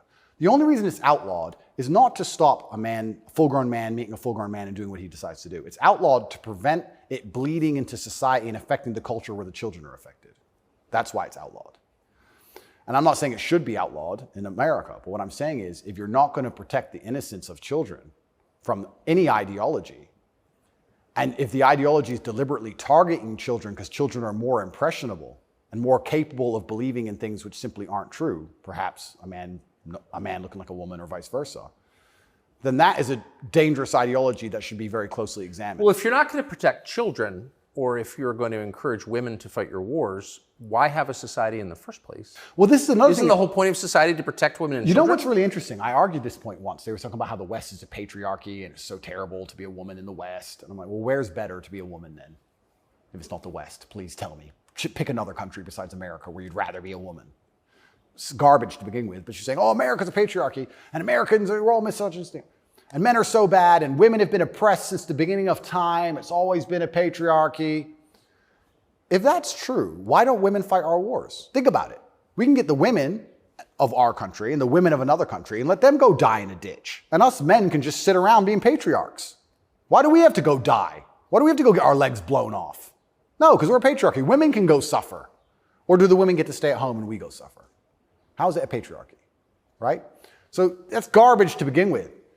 But I think, genuinely, to go back to that point, any ideology which is waking up and saying, our worldview is so extreme, the only way we can truly ensure it exists into the future is to find the most susceptible people on the planet to program and attack their minds, children. I think that that's a destructive ideology and should be very closely looked at. And it doesn't matter if it's LGBTQ or anything else. I think if you sit children down and pump propaganda into their brain, and that's the only way you can get what you want, then there's probably something wrong with your ideas because you're afraid to challenge them with a grown adult. You don't want a fair fight. You understand? They don't want a fair fight. They want to sit with a child who has no idea what he's talking about and tell him that men are women and women are men and vice versa, and just completely confuse the poor child because they don't want a fair fight against a rational adult. And that's scary. It doesn't seem a huge improvement over, say, ISIS to me. Absolutely. That's how do you convince somebody to blow themselves up? Well, you find a young man, teenage boy, and you program his mind. Exactly. And it's exactly the same thing. They don't try and convince an older man to blow himself up because he's going to sit there and go, well, why don't you blow yourself up? And then there's an argument. You go find a young, susceptible person, right? And that's what's so scary about all of it. And it's also kind of funny that like this whole LGBTQ thing is also linked to the patriarchy, also linked to all this other garbage and all these other false narratives and false ideas. And it's these people who are attacking me saying I'm dangerous for women because I'm a misogynist. You're dangerous for women for pretending men are women. You're more dangerous for women than I am. I'm saying a man's a man's, a woman's a woman. You're saying that if I put a wig on, I could go punch women in the face in the boxing ring. Who's dangerous for women? It's insanity. And again, they have no virtue at all. They just weaponize garbage and attack you with it. But I do think that children have to at least be the bottom line for society. That's the future. And if you have children at home, you're raising them. And if you struggle to feed them, the government doesn't care. They are yours and they're your problem and your responsibility. And you deal with all of the stress and all the worry of them being out late at night and all the responsibility of taking care of them. And you went through hell for them to exist. You don't owe their minds to anybody else. You don't owe it. So there has to be a point where you stand up and say, no, I raised this child. It's my child. That's my child. It's not yours. Absolutely. What do you make of Julian Assange? I think that it's crazy. It's the number one way to shut up the BBC, that's for sure. To mention him. Say, oh, you're a journalist. You care about journalism, do you? You care about a fair and independent story. Why is Assange in Belmarsh? Very interesting. What do they say? They don't answer. They try and change subject. They always do. I did it. I stole it from the Azerbaijani president. He started it. I saw that. Yeah, it's great. Do you know him? I don't know him, but I've seen enough of his interviews to like him. Me too. Yeah, I like him. And this is what I'm saying about the world. There's so many places in the world where they still live very firmly in the real world. All of this garbage is just the result of the very simple, easy lives that we have. Inside the movie The Matrix, which I recommend you watch, the agents say, we tried to create a utopia for the human mind so that your mind is in a utopian state and your body can just be used. But the human mind rejects utopia. We created the world in 1999 at the pinnacle of human civilization before machines took over because the human mind needs struggle and it needs problems. Otherwise, it rejects it. Yes. And I kind of feel like there's a whole bunch of people trying to just find problems and find struggle in their lives because they don't have enough motivation to do something that's genuinely difficult, like, help people. But they can't live in this state of complete vegetation. That's so right. Then they wake up and say, oh, I'm oppressed. My pronouns. How much energy must it take to go through life trying to correct every person you interact with to call you Z? Think of the calories burnt. I can't think of a bigger waste of time. Think of the calories burnt. Every Starbucks employee, it's actually Z. Correct. You are a moron and you are just wasting so much energy. You could put that towards something beneficial. You could volunteer. You could go to the gym. There's so much more you could do with instead of walking around and talking about Z. You sound like a dumbass. But they're just finding struggle because they don't have any actual important struggle in their lives. And that's why it only exists in the decadent West. Do you think the coming famine will change that? Absolutely. I would argue that when the famine comes, I think all these feminists will look for a strong man of resource who is stoic, who has a good network, who's capable and important and respected. It's amazing how quickly feminism disappears. In fact, there's a podcast I did called Fresh and Fit. And I did this podcast in Miami, and I was arguing about gender roles with 7 girls. And during it, they were telling me that they can do anything a man can do, all the usual things, and they don't care, they don't need a man, all this garbage. And some crazy fan knocked on the door for me, and he had a gun. He knocked on the door. You should have seen the women, how quickly they became feminists when I had to go to that door. They all completely changed. Go, go, go, go. Oh, the feminism's out the window. There's no feminists on the Titanic. There's no feminisms in a famine. There's no feminists at war. Where's the feminists? Go to war, right? I remember when Afghanistan, when we did that very well-planned, very thorough evacuation of Afghanistan, and all the schools that we opened for women got shut down by the Taliban. And I was having this conversation with someone, and I was saying, okay, well, you're an Afghan man, right? You've been hired by the Afghan Defense Force, and America's now left, and you have a meager wage, and America's left, and the Taliban are coming, and you're standing outside of the school with your AK, and they're coming with whatever they've got. And you're looking at the school going, do I really want girls to go to school that bad? Not really. Just put it down, you walk off. And this girl's like, yeah, but you know, it's really important. And I'm like, yeah, it is very important. I agree. Women should have education and right the education. Completely agree. But you're also saying here that men should die for it, which is fine. I'm not saying that that shouldn't be the case, but I'm saying that you should give men the respect they deserve for dying for your education. Because it's not the women who are going to defend that female school, it's the men. So if you're going to shit on men all day long and say we ain't worth anything until a war comes, and then you want us to go die? That's interesting.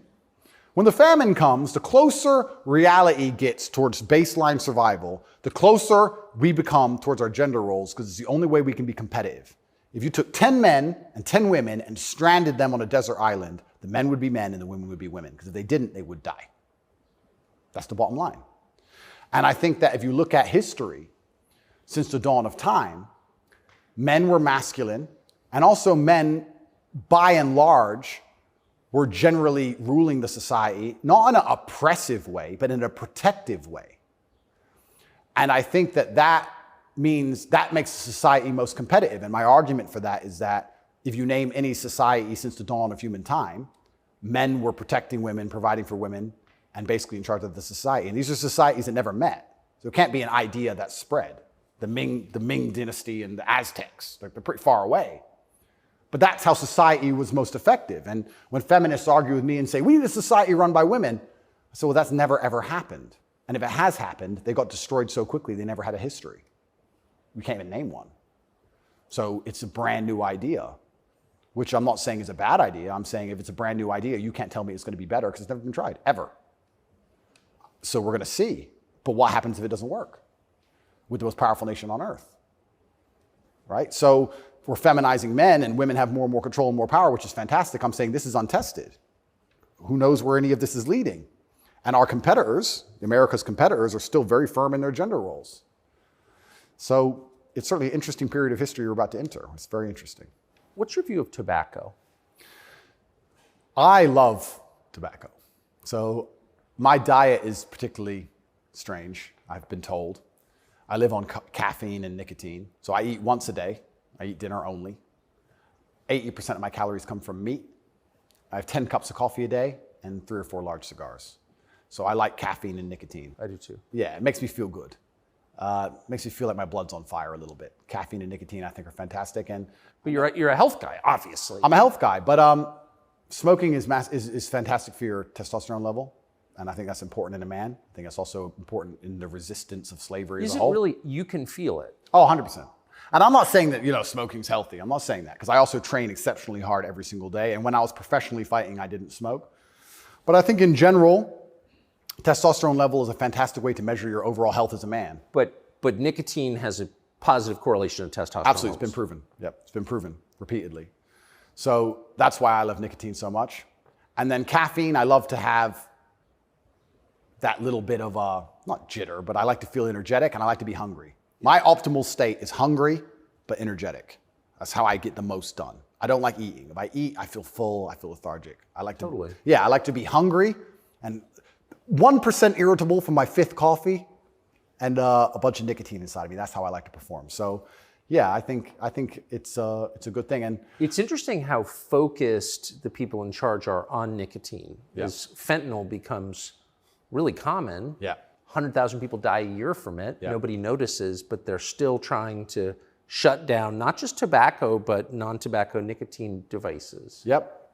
Why? That's a really good point. We could argue it's down to testosterone level. I don't know if you ever saw the study which linked people's testosterone level to their ability and capability to disagree with something. So they did a study which is pretty self-explanatory. The higher your testosterone level, the more likely you are to disagree with a point. And the reason for that is because, especially in older times, if you're going to disagree with something, you had to fight over it. Yeah. If you're going to say no to somebody or some tribe or some person, there's a high chance that you're going to have to fight that person. You have to defend your idea. If you don't have the propensity or the capability to defend your idea, then why would you go against the ideas of the people who are stronger than you?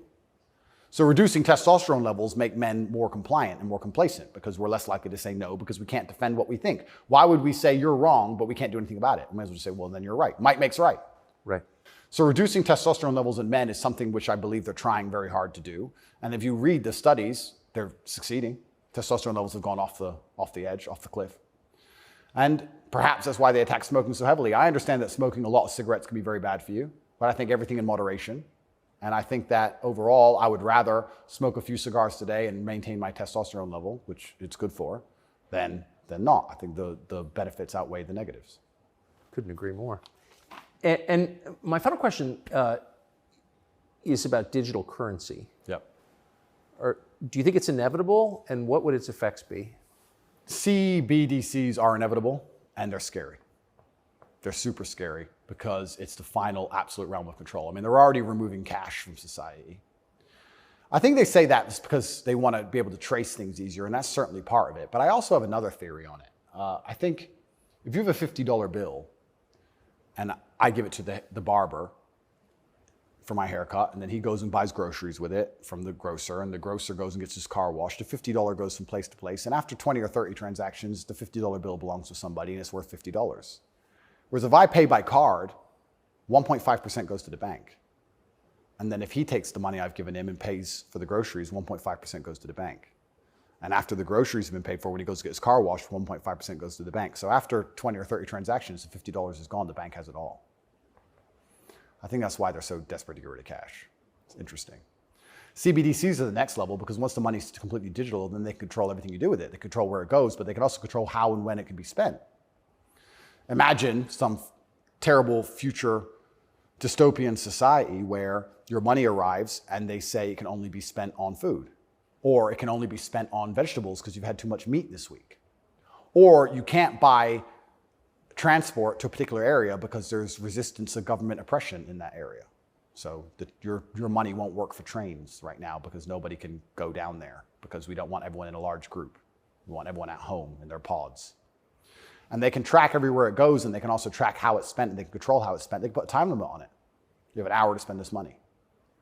Scary. Like, think of all the ways they can inflict control over it. And I think this is actually one of the reasons why also I'm disliked. The BBC said this to me when they interviewed me.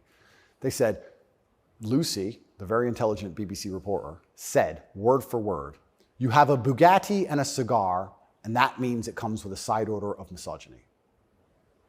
I said, how does having a Bugatti and a cigar come with a side order of misogyny? And you can order misogyny on the side? Looks like it. It's like a sauce. And she repeated it because she couldn't. Yeah, you have a Bugatti and a cigar, and it comes with a side order of misogyny. So I was like, but they're not sending their best. Yeah, I don't think they have any best, to be honest. But the point they're making, what she doesn't realize she's making, because she's not smart enough, but what she wanted to say, but she couldn't say in a way which sounded negative, is financial freedom is required to a degree to resist. The reason I'm also disliked is because I'm financially successful.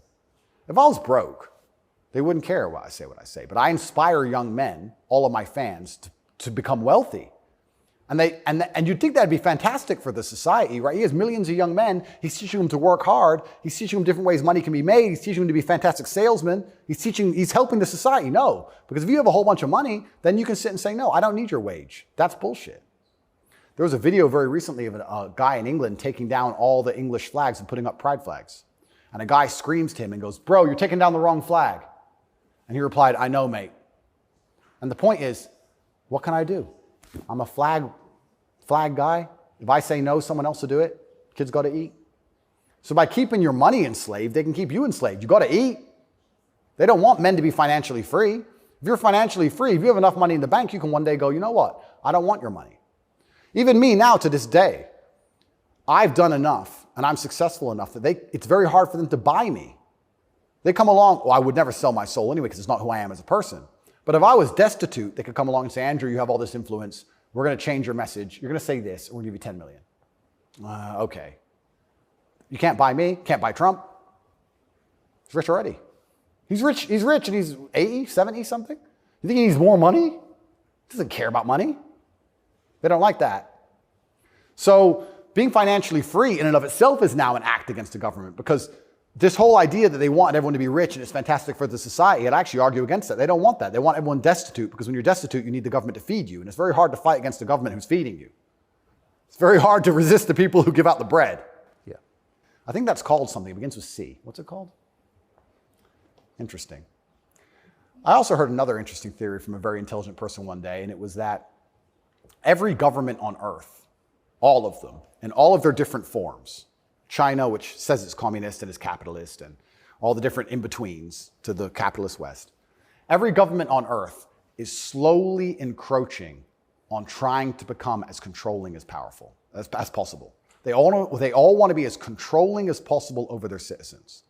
Communism is the end result of the most control a government can have, effectively, or some version of communism. But every single government on earth is slowly trying to get there bit by bit. And the only thing that resists them getting there is the populace and how much the populace will accept. And depending on how malleable the populace is, depends on how quickly they get there. But every government wakes up. It's kind of like AI. Have you ever heard the robot's going to destroy us all because they wake up and go, we don't need the humans anymore? Their end goal is just survival. If a government is the same as an entity, its end goal is more and more control. And that's all they're trying to do every single day with every law they pass, with the climate change law. They don't care about the environment. They want more control. Of course. And the more and more control they get, the final end result, if you give them what they want, is absolute slavery for everybody.